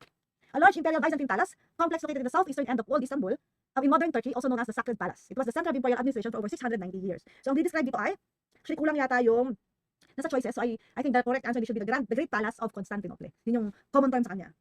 Yun yung tamang refer natin sa kanya. Okay, what is the modern day name of Byzantium, which was an ancient city and the capital of the eastern half of the Roman Empire? So the Byzantium is now known as Istanbul. Ayan. So tinatanong talaga to guys. I have students who say na nagkaroon ng trend sa board exam na tinatanong ay location ng mga iconic structures. So they actually ask these questions. Number 17, what is the distinct characteristic or style of Byzantine church architecture? So right now we talked about this, diba? Ano ba yung characteristic ng Byzantine church? So that's the reason why I love doing refreshers, so that's my question. If we talk about it already, it's faster to answer it. So we learned a while ago that Byzantine church architecture has Greek cross plan and dome roof. Siyempre yung flying buttress, hindi yan Byzantine, that's Gothic. Pointed arches and vaults is also Gothic. And Orthodox dome and rectangular plan. Yung Orthodox dome, kakaiba yung form ng dome. At rectangular yung plan. Hindi rin yan Byzantine church. Number 18, what was fully developed by the Byzantine architects, wherein a triangular segment of a spherical surface is formed over an enclosed square in order to support a dome. So kung hindi ito masyadong mag-gets, at tandaan nyo lang, si Byzantine, ang ginamit niya ay pendentive. Diba? If you remember, the Byzantine domes were supported by pendentives. Ano ba yung pendentives? The pendentives are actually the triangular section in your arches that supports the shape of your dome, or the load of your dome. Not to be confused with the squinches. The squinches are supports na nandun sa square section of your dome. And it is known to be used in Islamic domes. So Islamic domes uses squinches, and Byzantine domes use pendentives. Ayan. So again, pendentives for the Byzantine domes. Egyptian architectural character is known to be columnar and trabeated. I hope I'm not going too fast, guys. But I think hindi tayo abot alas 5 dahil I only have 110 questions to answer. So if we do finish earlier, just take time to review on your notes, understand the first half, and be ready for the next half next week. And don't worry, we still have a couple of lectures din naman for the theory part, so I can help you better remember some of the concepts. So bilis lang natin yung sinasagutan ngayon kasi we had our previous discussion. Number 20, the principal decoration of Egyptian walls and columns. So in Egypt, the principal decoration that they use are hieroglyphics. Ayan, hieroglyphics. Sculptures is during the time ng Greeks, di ba? Hindi yan Egyptian. So yung ginagawa ninyong method of elimination. Yan, it really applies to every question. Para simplify ninyo yung mga inaaral natin. Number 21, a type of Egyptian tomb in the form of a flat roof, rectangular structure with inward sloping sides, constructed of mud bricks or limestone. Hirap ng discussion, no? Kala mo, hirap i-explain yan, no? An Egyptian tomb in form of a flat roof, rectangular structure with inward sloping sides, constructed of mud bricks or limestone is called a mastaba. Yan, so if you will recall our discussion of tombs in Egyptian period, so mastaba is the one with a flat roof. Tall structure with a square base and pyramidal top, that's your pyramid. Tall structure with a square base and a pyramidal top, that's your pyramid. The largest of the pyramid of Giza. So kanina, our example of an Egyptian architecture is the pyramids of Giza. And we mentioned it's Khufu, Khafre, and Menkaure. While one of your classmates mentioned Cheops, Chephren, and Mykerinos. The largest pyramid is actually your Cheops. Ayan. So sino ba itong mga to, diba? These were the pharaohs who created their pyramids. And if you look at it, diba? The smallest one is the pyramid of Menkaure. The second one is the pyramid of Khafre, and then the last one at the top is the pyramid of Khufu. In reality, the tallest pyramid is the pyramid of Khufu. Pero ngayon kasi when you look at it right now, in the current age, mukhang magka-height si Khafre at si Khufu. It's because si Khufu was built on a lower ground. Mas mataas yung pwesto ni Khafre, mukha siyang babaeng na hills. Yan. Now the obelisk naman, or the Great Sphinx naman, is in front of the pyramid of Khafre. So these are the Giza pyramids. So even in volume, pinakamalaki pa rin si Khufu. Yan, this is one of my dream destinations in Egypt. Yan, so maybe, pangarap natin guys, diba, in the future, when I do my history classes, I'll just vlog in front of the Egyptian pyramids. Ayan. Ganda nun, no? Parang okay. By the way, we are here at Egypt. Ayan. Pwede ko pa siya nagagawa. Okay. Among the choices, which is an Egyptian cult temple. Okay. So we know there are two types of temple in Egypt. You have the cult and the mortuary. And the cult temple is dedicated to the living person. Namatay na pala, a mortal person. Kasi diba, ang cult temple ay dedicated to a god. Sorry, kulto the god. Mortuary yung dedicated to a previously living person. Okay, so cult, kulto, god. So for a temple to be an Egyptian cult temple, it should be dedicated to a god.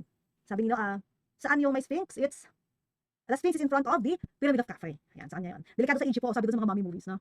Tsaka mainit, ayan. Very humid, okay. So which is the Egyptian cult temple? The answer is the temple of Khonsu. Khonsu is a god. Okay, si Khonsu ay isang god, so it is an Egyptian cult temple. So these are the other mortuary temples. Yung tatlong temple na yan, Hatshepsut, Ramesseum, at Amenhotep are actually pharaohs. So lahat sila ay mortuary temples. Ayan. 25, the Egyptian symbol of lotus and papyrus means, this series of questions, so puro ano siya, ano ibig sabihin niya? So, okay, there's a question about pwede po ang obelisk ka answer. Actually, yes. Let me go back to 22. That's a valid question. Ayan. Square base and pyramidal top. Okay, totoo yan, pwede yung obelisk. But the reason why we're answering pyramid was because it's a tall structure or a massive structure dapat. Doon sa mga klaseng hindi nilito, hindi nagtatanong bakit obelisk or bakit pyramid. Di ba ang obelisk, ano siya, tall structure na thin siya, tapos meron siyang pyramidal top. Called the pyramid yun, di ba? Kaya obelisk, no? But for this one, we're sticking with pyramid kasi itong tanong na to, pag pinansin niyo, yung sunod-sunod na question niya about tombs or pyramids. And so remember, sa board exam, when they're given a question, yung mga tanong, magkakamag-anak yan. So we just felt na yung tanong na nabigay is actually pertaining to a pyramid. Ayan. Mataas na may pyramid sa taas ay obelisk. Actually, ang tamang description ng obelisk dapat is a thin, tall structure, relatively thin culminating at a pyramidal base, called a pyramid on top, or pillar, tama. Yan. So, but if you get confused and if you wanted to answer obelisk, remember that the reason why we answered pyramid was because the cluster of questions were all pertaining about pyramids. So, for example, kasi ganon, may series of questions about a particular topic, and this one actually pertains to a pyramid. Kaya puro ganon. Kaya I hope I was able to answer that correctly, but if you get confused that it should be an obelisk, on the time of the board exam, don't worry. Okay? Don't worry, sa araw ng board exam, mas malinaw ang path. Mas maliwanag ang buhay. Ayan. Hirap i-decipher sabi ng architect yan. Ayan. Yes, I'll move forward on these symbols in Egypt. Now, the symbols in Egypt, natawa ko, ang daming tinanong. And I think this is relatively new kasi last June, hindi namin ito pinag-usapan. So this is an added question. Kaya for those of you who are asking, same po ba ma'am? Hindi. Kasi actually every season, we actually update our question bank. Inalis na namin yung mga lumang-lumang questions. And these are the new ones. So tinanong pala to. What does the Egyptian symbols, lotus and papyrus mean? So before that, let's review what a lotus looks like. Ayan. So it's a lotus. By the way, in MOA, meron akong commercial. Ayan. In Mall of Asia, we just opened a section in there at the 3rd level with a lotus pond. Ayan. Meron kami ilaw na ganito kasi literal lotus. Ayan. I'm so happy that it's finally open because it took us 10 years to finish that project. Magtapos na kami this year, hopefully. It might be open next year, but I'm so proud of being part of that project. So this is a lotus, diba? And in Egypt, you can see it as their decoration. Yan. They do drawings like that here. Lumabas sa board recently, yes. Now this is a papyrus, or papyrus, yung mga pronunciation of papyrus. Now what is the symbol of lotus and papyrus in Egypt? So these symbols are actually symbols of, so these are the lotus and the papyrus. These are symbols of resurrection. In fact, yung lotus flower, if I remember it correctly, lumulubog siya tapos lumalabas siya ulit, parang it's rising from the bottom of the pond, parang gano'n. So it's all about resurrection. These are actually symbols of resurrection in Egypt. Then another symbol is the palm leaf, just to call palm leaf. Di ba kaya we talked about this, na mahilig yung mga Egyptians sa natural symbolisms. Ayan.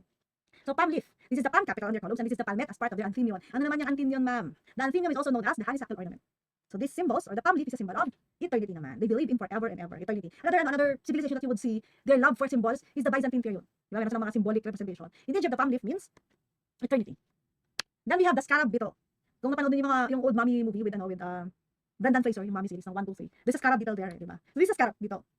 And in symbol, it looks like this. Yan. Now this is a symbol of protection. It's actually an amulet. So the next series of symbols you would see these are symbols that the Egyptians use as amulet or protection. Talaga ba? Hindi ko yun alam tsaka she ba yan? Hindi ko yun alam.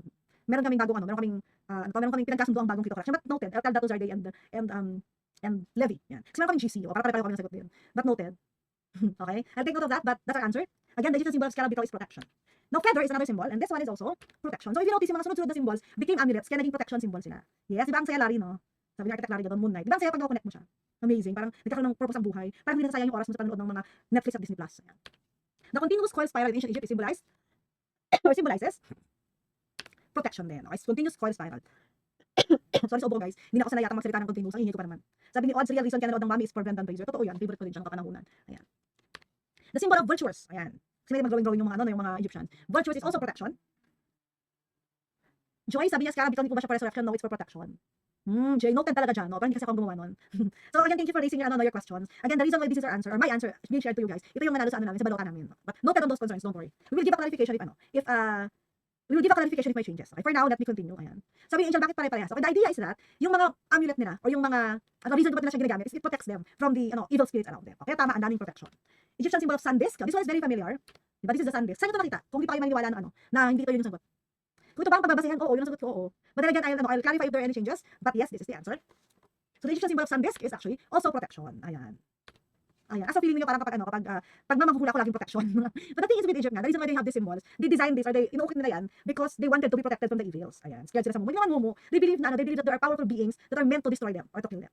But for me, yung pinaka madaling na tandaan is the sun disk. In fact, even our Darna have that symbol. Yeah, gods of Egypt, yes.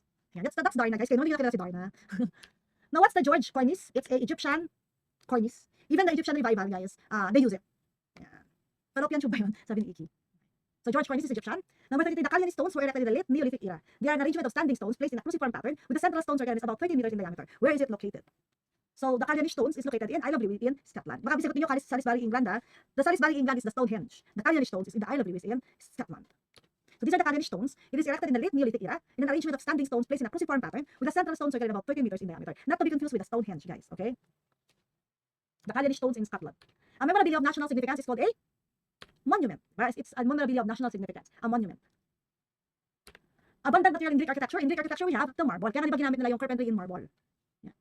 Climate in Greece, which affected their structures. I do remember this question. There was a student who mentioned to me right after the board exam na nagtanong about mga climate in Greece, no? In different eras, no? So the climate in Greece is actually an intermediate between cold and hot. So in Greece, malamig tsaka mainit. Now for the choices, the answer here is dry and hot climate.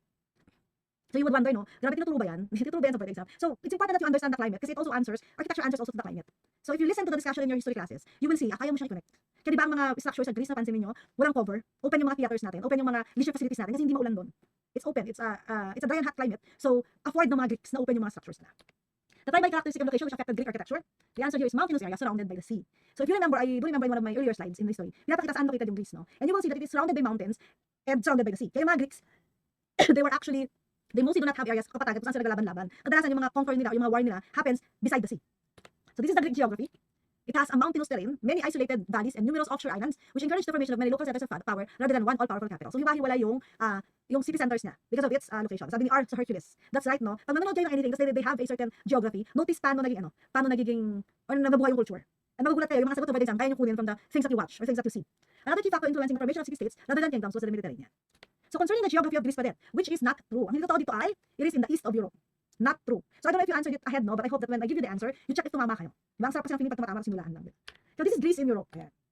And you would see, hindi siya east of Europe. Nasaan siya? Nasa south siya ni Europe. So that's not true.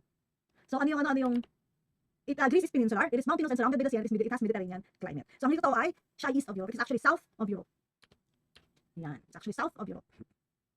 Among the following which influenced most Greek architecture. So sa lahat ng to, ang pinaka nag-influence sa Greek architecture ay education and culture. If you remember, it was the Greeks that has the academies, philosophy, diba? For these choices, education and culture, animalism, natural phenomena, and belief in life after death, ang pinaka nag-support, ang pinaka nag-influence ay education and culture. Si Wanda, very particular siya, sabi niya southeast. Better din sige southeast. Pero nasa ilalim siya, diba? Sa ng southeast. Among the following naman, if it is a religious festival, military victory, sports and races, and music and fine arts, ay ang pinaka nag-influence sa Greek architecture. So, syempre this time, iba naman yung choices. The answer here is music and fine arts. Because the Greeks are also very good at the arts and music. Yung military victories, guys, mas ang Roman architecture yun. Remember, it was the Romans who are conquerors. They're also the ones with sports and races. So, hindi yan Roman. Hindi yan Greek. Mas Roman yan. So, for the Greeks, if these are the choices, ang nag-influence nila most ay music and fine arts. 41, chief building material for the ancient Greeks. Ancient Greeks used marble. Naulit yata, no? By the way, the question bank of the FGPT are questions submitted by previous students like you who became architects. And they were the ones who are giving us a heads up to help you guys and to help the next generation of architects. Now, ito yung aralin ninyo kasi ito yung tinanong. In Greek architecture, what do you call a storeroom where wine is often stored? In my lectures, in regular classes, I remember mentioning this na when I was reviewing terms in Greece, or in terms in Greek architecture, tandaan ko yung pangalan nito kasi ginawan ko siya ng palatandaan. Na yung apotheka, wag mo na yung alak, is actually your storeroom for wine. That's apotheka. Until now, we use the term apothecary, diba? But in ancient Greece, the storeroom for wine is called apotheka. 43, what is the most utilized material in Roman architecture? So, Roman naman. The Romans' most utilized material is concrete. Ayan. Patulungan lang guys sa mga klase natin na nahuhuli kasi I might be lagging. But again, there's a recording of this video, and if you're watching it for the second time in the recording, hello to you. Ayan. 44, what is the alternative treatment in Roman architecture aside from marble? So aside from marble, yung mga Romans kasi they also use marble, no? Ang alternative treatment nila is granite. Still a stone, but in case they don't have marble, they use granite. Type of Roman order, that is composite. So we talked about this kanina. Doric, Ionic, Corinthian is Greek. Roman added Tuscan and composite. So of these four, the type of Roman order is composite. The Supreme Greek Sanctuary. So in the board exam, sometimes they do ask about terms or terminologies, no? Kaya it's important na may familiarity kayo sa kanya. Hindi naman siya memorize lahat. At least when you do understand some of the terms, kaya mo na siyang isimplify. So the Supreme Greek Sanctuary is called the Acropolis. Ayan. Madali yung magandang tanong, no? I hope madali yung magandang tanong sa inyo. 47. Which is the largest of the Roman hippodromes and one of the largest stone sports arena ever built? So one of the largest sports arena ever built, the answer is Circus Maximus. Now if you look up Circus Maximus, guys, by the way, this is a very recent question. It's a a new addition. The Circus Maximus has a capacity of 250,000 spectators, seated on banks of 30 meters wide and 28 meters high. The seats were in concrete and stone in stone, and the lower two tiers and wood for the rest. So it's considered to be a very big facility. Imagine the 250,000 spectators. Diba? In comparison, Mawa Arena can only seat 20,000 at most. And then if I'm not mistaken, Philippine Arena is 55,000. So the Circus Maximus is 250,000 spectators.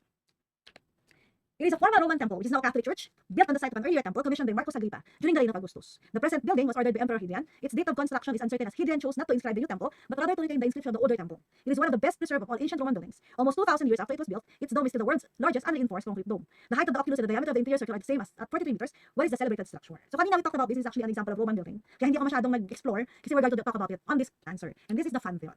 Going back, yung nagtatanong ng still standing pa ba yan? If that pertains to Circus Maximus, hindi na. Ruins na Circus Maximus. So Pantheon. The Pantheon actually began as a classical temple during the time of Marcus Vipsanius Agrippa. It was rebuilt by Emperor Hadrian in 119 to 128 BC. Or BCE, no? BCE na natin gagamit. This is the Pantheon. Kaya you have a question, Byzantine lang po ba ang may dome? Remember, the Byzantine architecture is also Roman. Di ba yung mga nasa Byzantine o yung mga Constantinople people, they're still Roman, so they still do domes. Now, the Roman Empire actually created domes pa rin kasi they were the ones who discovered arches that in turn evolved into domes. So yung dome ng Roman architecture, while hindi siya characteristically Roman, was still seen in some Roman structures such as the Pantheon.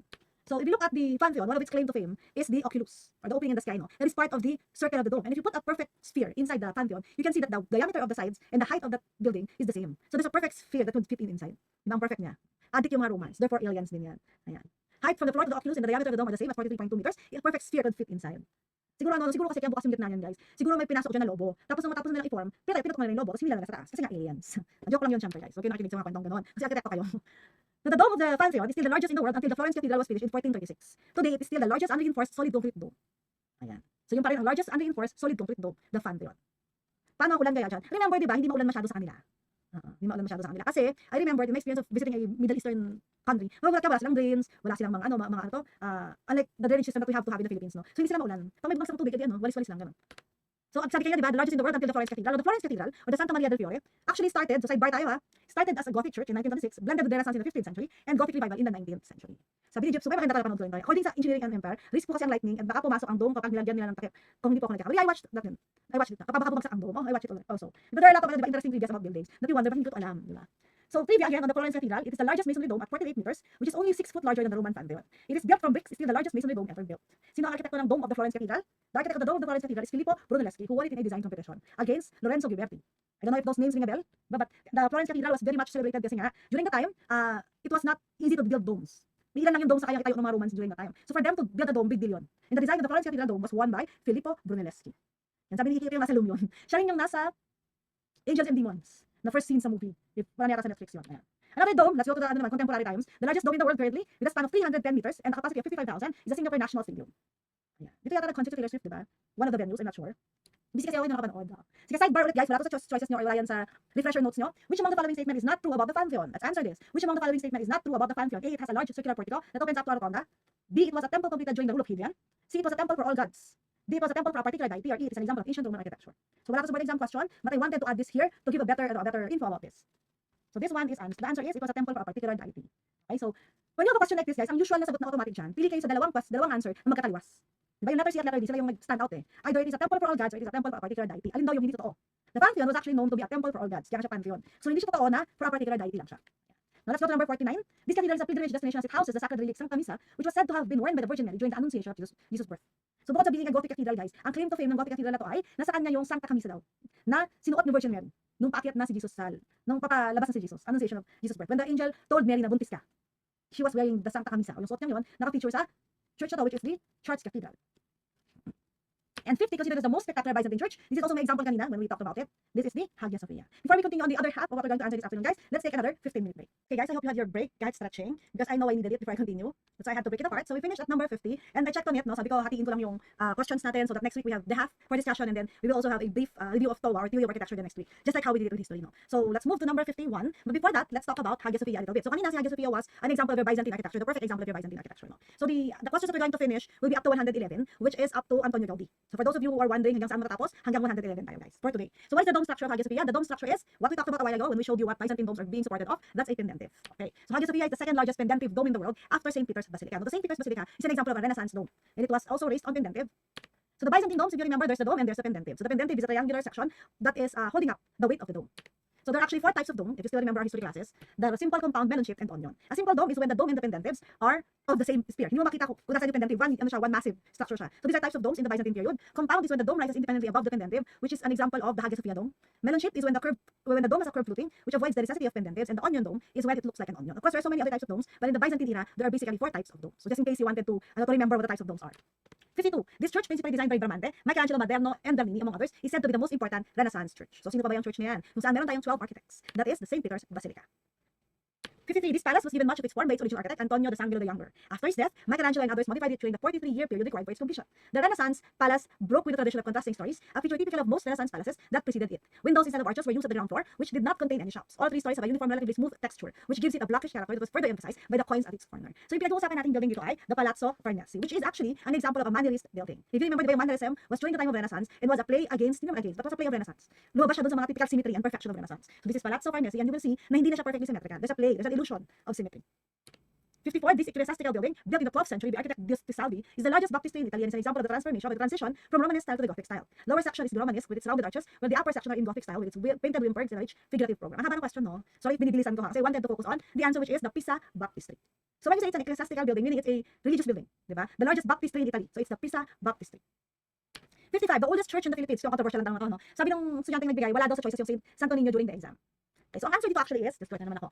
Sorry, this is a very controversial question eh. Students usually ask me about the answer. But this is how we answer it, no? The oldest church is actually, if you look at it, no, the present building, the building that we have right now, the Basilica de Santo Niño in Cebu City was originally built in 1565, but its current building was built in 1740. The Manila Cathedral was originally built in 1571, but the current building, yung structure niya ngayon, was actually built in 1958. Lalo na tong si Manila Cathedral, nakailang renovation yung building nito. And then the San Agustin Church in Manila, which was originally built in 1586, yung current building niya ngayon is 1607. So looking at the dates, no, sino yung pinakamatanda? Yung current building. That's actually San Agustin Church. But if you look at it, kung kailan siya unang binild, yung totoong kung kailan siya unang binild, yung original structure, it's the Basilica de Santo Niño in Cebu, 1565. Okay, so kung siguro pinakalumang simbahan with the structure currently, it should be San Agustin Church.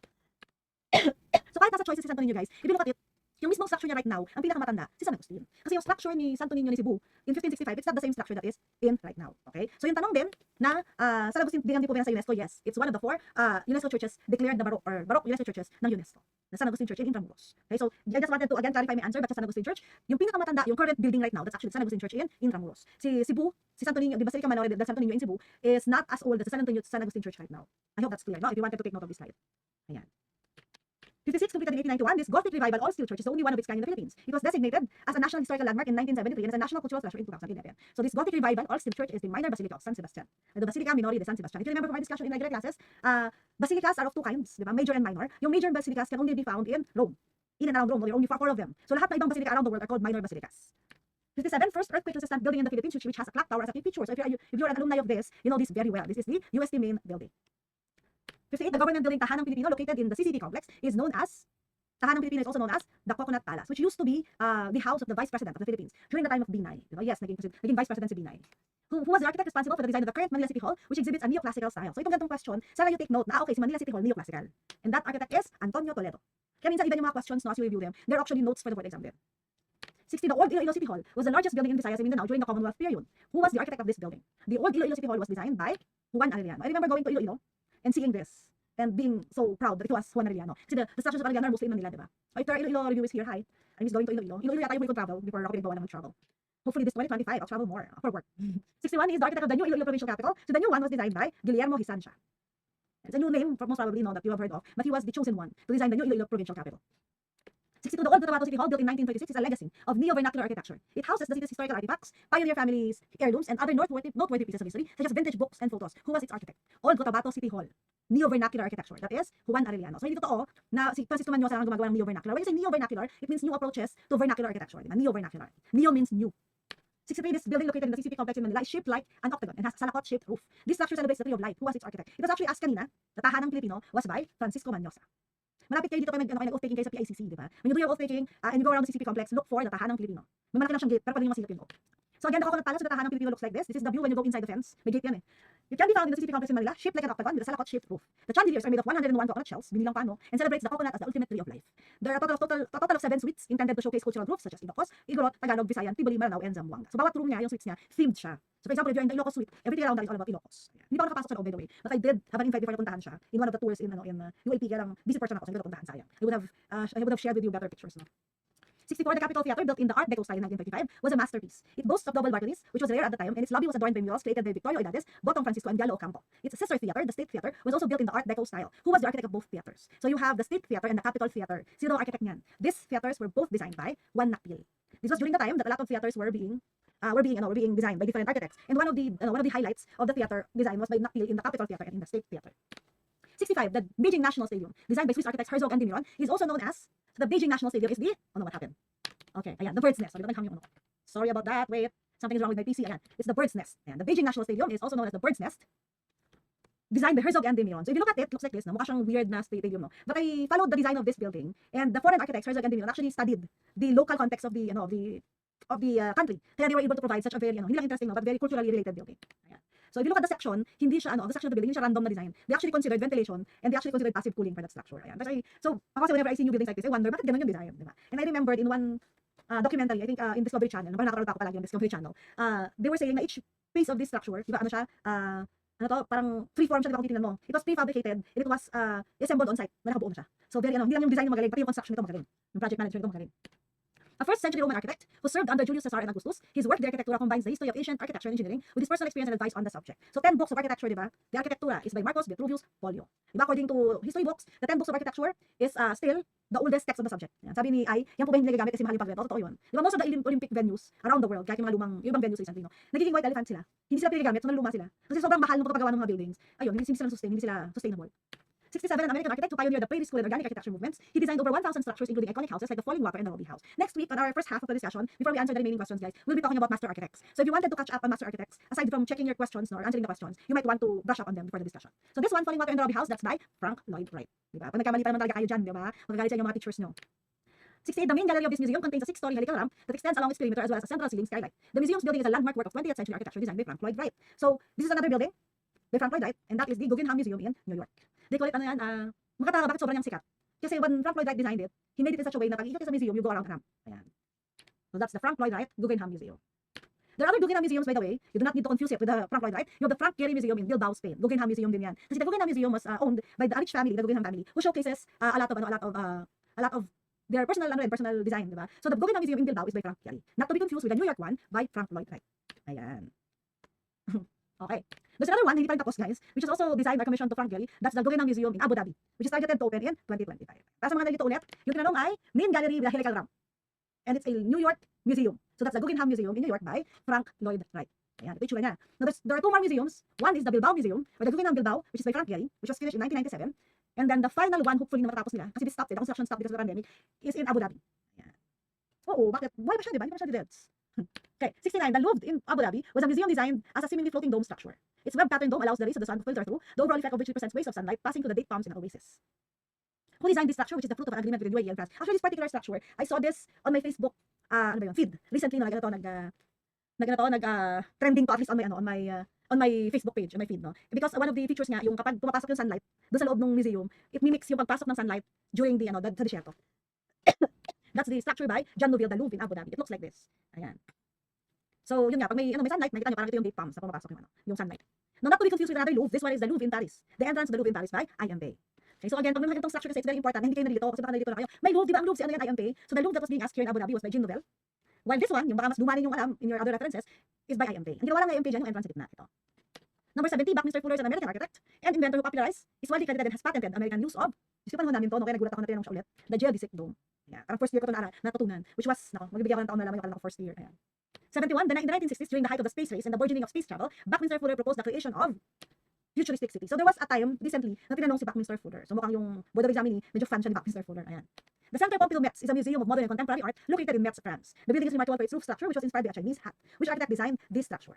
So the Centre Pompidou Metz in Metz, France, with a roof structure that's inspired by a Chinese hat. This one is by Shigeru Ban. Sabi ni JVR, si Lolo Frank Terry, yung middle finger, yes, that's him. Siya yung tinatawag na star architect Frank Terry. Shigeru Ban. So this is the structure that we're talking about, the Centre Pompidou Metz by Shigeru Ban in Metz, Lorraine, France. Not to be confused by another Centre Pompidou, which is designed by Renzo Piano and Richard Rogers, if I'm not mistaken. Yeah, I'll see it later. That's Renzo Piano's Centre Pompidou, but that's not in France. Yeah, so this is the Centre Pompidou Metz by Shigeru Ban, which is your answer to number 72. So this one is the Centre Pompidou in France naman by Renzo Piano, tama, Richard Rogers and Gianfranco Francini, which is another question in your exam later. Okay, so not to be confused. So may mga magkakapangalan guys, kaya ako sinasama. Not to be confused. Sana huwag kayong ma-confuse. Baka i-confuse nyo pa.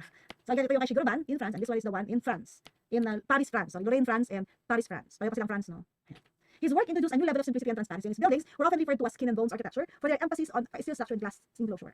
So this is Ludwig Mies van der Rohe. Ito naman ito sa mga lolo. Mas lolo pa sa lolo natin. Ludwig Mies van der Rohe. The Roby House is a U.S. National Historic Landmark in the campus of the University of Chicago. Who is its architect? The Roby House is one of the buildings designed by Frank Lloyd Wright. So totoo yung chismis guys. Favorite itanong si Frank Lloyd Wright. Yeah, so that's Frank Lloyd Wright, the Roby House. If you don't remember it, it looks like this. Very horizontal. True to the form, through the fire ni Frank Lloyd Wright. You can see it at the Chicago, Illinois, you can see it at Chicago, Illinois, USA, which was built in 1910. A masterpiece of simplicity and clarity, showcasing the architect's philosophy of less is more. This is the only house designed by Ludwig Mies van der Rohe. So only house designed, pag tingnan nyo yung choices, hindi na ito Roby House. Hindi na ito Falling Water, kasi this two are actually Frank Lloyd Wright. It's only a choice between B and C. Sana during your discussion, you remember that there is such thing as a Farnsworth House, and that was designed by Ludwig Mies van der Rohe. Glass house din naman siya, but the correct answer is Farnsworth House. 76. The National Museum of Western Art, located in Ueno Park, Taito, Tokyo, is the premier public art gallery in Japan specializing in Western traditional art. Who designed the main building? The design of the National Museum of Western Art was designed by Le Corbusier. So if you look at the design, very Le Corbusier, di ba? Geometric form, very without ornament. Ayan. That's Le Corbusier. 77. The Japan National Stadium in Shinjuku, Tokyo, was the main stadium used for the opening and closing ceremonies of the 2020 Summer Olympics. Who is its architect? So the Japan National Stadium. The architect is Kengo Kuma. Nakita ko to actually when we went to Japan. The first time I saw it, parang damang-dama ko Kengo Kuma siya. May mga building na gano'n, parang Zaha Hadid. Yung very Zaha Hadid core. Ayan, Kengo Kuma core. Ganun talaga. Now, there's a story about this stadium, by the way. The original design that won for the National Stadium in Japan was the design by Zaha Hadid. He won it over Papylus and Toyo Ito. If you are familiar with Papylus, they were the designer of the Philippine Arena and all other stadiums in the world. And Toyo Ito is one of the Pritzker awardees. Pritzker Architecture awardees. So nanalo talaga dun sa Japan National Stadium was the design of Zaha Hadid. He designed it to have 80,000 seats and it looks like this. Kaso mo, ang na-build ay yung design ni Kengo Kuma. The reason behind this was because Zaha Hadid's design became very controversial. Mahal siya at ang hirap niyang itayo. So to reduce the visual impact on site, the stadium height was minimized by combining a flat roof and a compact arrangement of seats. And Kengo Kuma was able to get 68,000 seats. Ayan. If you look at it closely, kasi siya mukhang maganda sa malayo, ganyan. Unlike Zaha Hadid, akala mo napaka-alien ng design niya, di ba? Ayan. What Kengo Kuma did was, if you look at it closely, these eaves were designed as contemporary interpretation of the overhanging eaves of traditional wooden Japanese buildings. Very local context ang ginawa niya. The roof structure was also built from laminated timber and steel. Ang ginawa ni Kengo Kuma kasi very, what do you call that, modular. Para siyang jigsaw puzzle. It's part of different components na pwede mo i-combine. Sabi ni Architect MC, the original architect ng Philippine Arena, that's Papylus. Papylus designed the Philippine Arena. 78. The Imperial War Museum North was based on the concept of a globe shattered by conflict into shards and reassembled. These shards, representing earth, air, and water, give the building its shape. It is located in Manchester. Who designed this building? The Imperial War Museum North was designed by Daniel Libeskind. Again, if you are new to the names of the architects, which I hope you're not, I hope na medyo familiar kayo sa mga pangalan nila. Don't worry, first part of our discussion next week will be all about the master architects. Even the Filipino architects is part of our review. So for now, let's answer the questions. Number 79, the Hiroshima Peace Center and Memorial Park expressed the solidarity of humankind as well as symbolizing a commitment to peace. The Hiroshima Peace Center and Memorial Park was the work of, this particular building was the work of Kenzo Tange. So I remember there were students asking me na, ma'am, natanong yung mga Japanese architects. Ayan. A modern architect, painter, writer, and urbanist. Actually, ang giveaway sa akin dito yung urbanist. Kasi di ba, maraming architect, pwede yung painter, but writer and urbanist, that is Le Corbusier. Pero yung painting ni Le Corbusier, very modern din. The Getty Center in Los Angeles is a campus of the Getty Museum and other programs of the Getty Trust, the world's wealthiest art institution. The $1.3 billion center is well known for its architecture gardens and views overlooking Los Angeles. Who is its architect? So ang sabi dito, tinanong siya twice during the exam. So sabihin, kung twice siyang tinanong, 2 points dapat to, sana pareho ang tama. The architect of the Getty Center is Richard Mayer. This is the Getty Center. Ayan. It's a very, intricate complex of different buildings. But the shapes are very, geometric. Hindi siya kakaiba. Hindi siya mind-boggling. The Freeboard Manila Carnivals from 1908 to 1935 was organized as a goodwill event to celebrate harmonious U.S.-Philippine relations and to showcase our commercial, industrial, and agricultural progress. Of the many architects who participated, three achieved national fame and earned their well-deserved place as leading lights of Philippine architecture and were well known as carnival architects. These three are as follows example. Okay? So si Manila Carnivals, it's an exhibit that ran from 1908 to 1939. So three architects were known to be sila yung official Manila Carnival architects.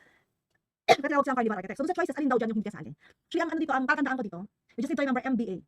Yan, ang hindi siya kasali si Mauro Prieto, si Tomas Mapua, Carlos Barreto, and Juan Arellano are considered to be carnival architects. So sila yung palaging nag-exhibit or gumagawa ng design ng Manila Carnivals. So tandaan nyo MBA. Tomas Mapua, Carlos Barreto, and Juan Arellano. They are known to be the Manila Carnival architects. 83, the Film Life building was built in accordance with the international style in 1961 at Ermita, Manila. It used brise-soleil to reduce heat gain by reflecting sunlight. Remember, di ba ang brise-soleil, sun shading lang yan, that combines both horizontal and vertical. A main feature was its unique molded shell concrete walkway leading to the building's main entrance and spacious lobby. Sadly, this building was not preserved as it was demolished at the height of the COVID pandemic, supposedly to give way for a condominium project. Gusto parang kilala ko to. Who was the architect of the iconic structure? Parang kilala ko kayo nag-demolish. Ayan. This is Carlos Arguelles, the Film Life building. First major work of Leandro Locsin. The first major work of Leandro Locsin is the Church of the Holy Sacrifice. Ayan. So if you've been under my class, you know that this building is very special. Diba? It is considered to be the first project of Leandro Locsin and considered to be the first concrete shell dome in the Philippines. Also a collaboration of different national artists. At this point, sana yung mga estudyante ko, parang ang galing, natandaan ko to. Sana. 85, Leandro Locsin's largest single work utilized the architectural motif that echoed local influences. So si Leandro Locsin was asked to design a building abroad in Brunei, no? With the House of the Sultan. And what he did is that yung architectural motif niya, it echoed local influences. And this building is the Stana Nurul Iman, the House of the Sultan in Brunei. 86, which of the following is not a work of Francisco Manyosa? Of this, ang hindi niya ginawa ay, I hope you remember this, the Meralco building which is designed by Zaragoza. Sabi ni ABI, pa yung siya ng Sultan. O, ano lang, gusto ko lang sabihin na house. O. Ganoon naman yung mayaman, di ba, kapagawa ng building, tapos hindi ka titira doon. Yaman kayo, pa ganun. No? The whole complex which sits on what was then the military drill field of the old UP Padre Paula campus in Manila was the work of. So the whole complex was designed by Alfredo Luz. Actually, recently tinanong si Alfredo Luz. This is not just the first building asked about him. So the whole complex in Padre Paula. The other building was the Ramon Magsaysay Center, also by Alfredo Luz. So it is standing at 70 meters, was the tallest building in the Philippines from 1967 to 1968. And the architect was Alfredo Luz. Kita niyo yung design niya, no? It was following the likes of Seagram building with the pilotis, di ba, on the bottom, or opening on the bottom. A Filipino architect known for his brutalist style of architecture. Ang brutalist style dito kay Juan Arellano, Pablo Antonio, Leandro Locsin, and Francisco Manyosa is no other than, of course, Leandro Locsin. Who is considered as the Dean of Philippine Architecture. The Dean of Philippine Architecture is considered to be Juan Nakpil, which is why he is also the first national artist. And when you say Dean kasi, ikaw yung promotor, di ba? Ikaw yung magsimula, ikaw yung nag-organize, si Juan Nakpil. He is also the leader of the Philippine Institute of Architects. So the Dean of Philippine Architecture is considered to be Juan Nakpil. Oh, we have a couple of more items to go. Number 91, who was the first national artist of architecture, still Juan Nakpil. So if you remember in my regular classes, I tell you guys, 6 lang yung national artists guys, tandaan nyo na sila. Kasi for sure, kung magtatanong ng local architect, alin man sa kanila yan. Unlike master architects, yung mga international, ang dami niyang mga yan. So you will have to see the pattern of sino yung gusto nilang itanong palagi. And if you are familiar with the questions in JPT, and the question bank na mas makapal, I don't think mababaliw pa kayo. Mga ano lang, 50% chance na lang. 92, identify using the keywords ramps, folded plate, canopy, and Nakpil. Aling building daw yung may ramps and folded canopy and designed by Nakpil. Obviously, that's at Ramon Magsaysay Center kasi that's Alfredo Luz. Diba? Nila yan Philae Life and who, ano natira? SSS building. That is by Nakpil. So again, if you are familiar with most of them, you can just do, method of elimination, simplify your life, which is tip number 2 kanina, and everything should be a breeze. 93 was the first female to hold a degree in architecture in the Philippines. She also holds the distinction of being the first registered female architect in the country, that is Mercedes Rapinian. Hindi lang tanongin masyado mga history to guys. Hindi ko alam ba't bigla tatanong mga ganito. But sige, let me run through her background next week along with the national artists. 94, the 88-story Petronas Tower stands at 451.9 and is the second tallest building in Malaysia. Who is the architect of the Petronas Towers? The architect of the Petronas Towers is Cesar Pelli and Associates. Diba ang problema mga kapag picture ka Petronas Towers, ang taas niya masyado, hindi kita. Actually, it's not the second tallest now. It's the third tallest in Malaysia. I wanted to clarify that question. Bakit siya third tallest si Petronas? Kasi the tallest one is actually Mordecai 118 by FK or Fender Katsalidis, and the second tallest is the Exchange 108 by Peter Chan. So the third one is the Petronas Towers. Yan. So again, you've got the third tallest. So the tallest one is Mordecai 118, the second tallest is the Exchange 106, and then you have the Petronas Towers. I have to edit lang that. Baka nung panahong tinanong to, siya pa yung second tallest. Pero right now, third tallest na siya. What was the tallest building in the year 2022, which is still the tallest now, no? That is Burj Khalifa. Hindi ka nagbabago. Wala pang tumatalo dyan. 96. Okay, actually, if you look at the 2024 tallest buildings, nilista ko na guys, ayan. Ang pinaka-lumalapit, dapat si Mordecai. Pero layo, no? From 828, I don't know if you can see my screen, no? From 828, 679 lang. Si Kuala Lumpur, Mordecai 118. Ayan. So for now, ang tallest building pa rin si Burj Khalifa at 828. What was the tallest building in the year 1930? Sipin nyo, mga tinatanong yan. Meron na kasing interesting trivia about this, no? Kaya siya tinanong. But you're not supposed to memorize naman all the tallest building in the world from the start of mankind. Hindi naman. Meron lang interesting trivia dito. Kasi in 1930, the tallest building was Chrysler Building. If you remember your Chrysler Building, it just so happened that the Empire State Building became the tallest building in the world after a year of opening the Chrysler Building. Ayan. So ito si Empire State Building. Ito si Chrysler Building by William Van Allen. Now, the Empire State Building dethroned Chrysler Building after a year. Andun yung sa questions in the future, in the later part. But that's the reason why tinanong sino yung tallest noong 1930. Meron lang siyang kwento doon. Okay, yan. Okay, so kaya lang bakit nagtanong ng 1930? So later on in your other questions, there's a story kasi behind the rivalry of the Chrysler Building and the Empire State Building. Okay, so for now, 1930 Chrysler Building. It was dethroned a year after. Father of American architecture. The father of American architecture is considered to be Benjamin Henry Latrobe. Ayan. So Benjamin Henry Latrobe, even if you Google it down, you will see that he's considered to be the father of American architecture. Actually, later questions, you would see, may some ng mga father. Ano ba yung mga father na yan? When you are called the father, it means ikaw yung nag-promote, ikaw yung nagpasimula. And all other architects followed through. Kaya ka nga father, di ba nanganak ka? So it doesn't mean na ikaw lang yung gumawa. It doesn't mean na ikaw lang yung magaling mo. But you may be considered a father if because of you, nag-open up yung mga facets ng particular field na yun. So the father of American architecture is actually Benjamin Henry Latrobe, which is part of our discussion of master architects next week. No? But for now, he is the father of American architecture. An American architect often referred to as the father of skyscrapers and father of modernism due to his pivotal role in shaping the skyline of Chicago and beyond. His attention to detail, innovative use, or ornamentation of emerging tall buildings during the late 19th century set him apart. So pag naman sinabi mong skyscrapers and modernism, this is actually Louis Henry Sullivan. Okay. So Louis Henry Sullivan, we know, is the mentor of Frank Lloyd Wright before niya kinagat ang kamay na nagbibigay sa kanya ng pagkain. But we talk about more of this next week. But for now, the father of skyscrapers and father of modernism is Henry Louis Sullivan. The father of modern architecture is a title often attributed to a multifaceted and versatile genius who not only revolutionized the field of architecture, but also shaped the aesthetics of urban planning and design. So this time, modern architecture naman, father of modern architecture. The key giveaway here is that hindi naman necessarily USA siya. Diba? Kaya may USA or Americano. This one, he did not only revolutionize the field of architecture, but also shapes the aesthetics of urban planning and design. And this one is Le Corbusier naman, modern architecture. The Price Tower in Oklahoma is a 19-story structure built in 1956. It is one of the only two vertically oriented structures, the other one being the S.C. Johnson Wax Research Tower, built by this famous architect. Who was its architect? This is part of my lecture, diba, in history. I was surprised na tinanong siya. So I'm very proud. Now, hopefully, kung naging estudyante ko kasi nung sa exam, they can answer. This one is by Frank Lloyd Wright. So I have 11 items to go. I hope that you remember a couple of things already, guys, kasi next week kalahati ulit tayo, diba? So if you can focus on these 111 questions, review the items related to them, ang laking bagay ng kabawasan sa aral natin next week.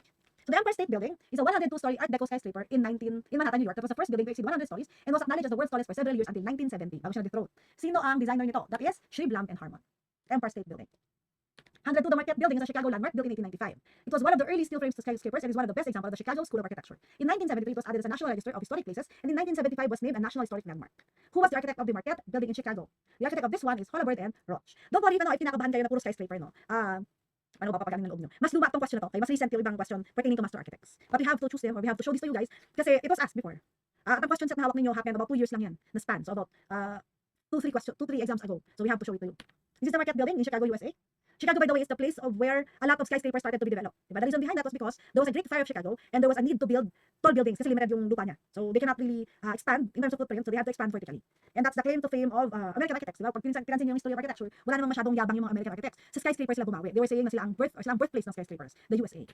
103, an iconic building of the 20th century which resembles gleaming sails. So medyo controversial yung question.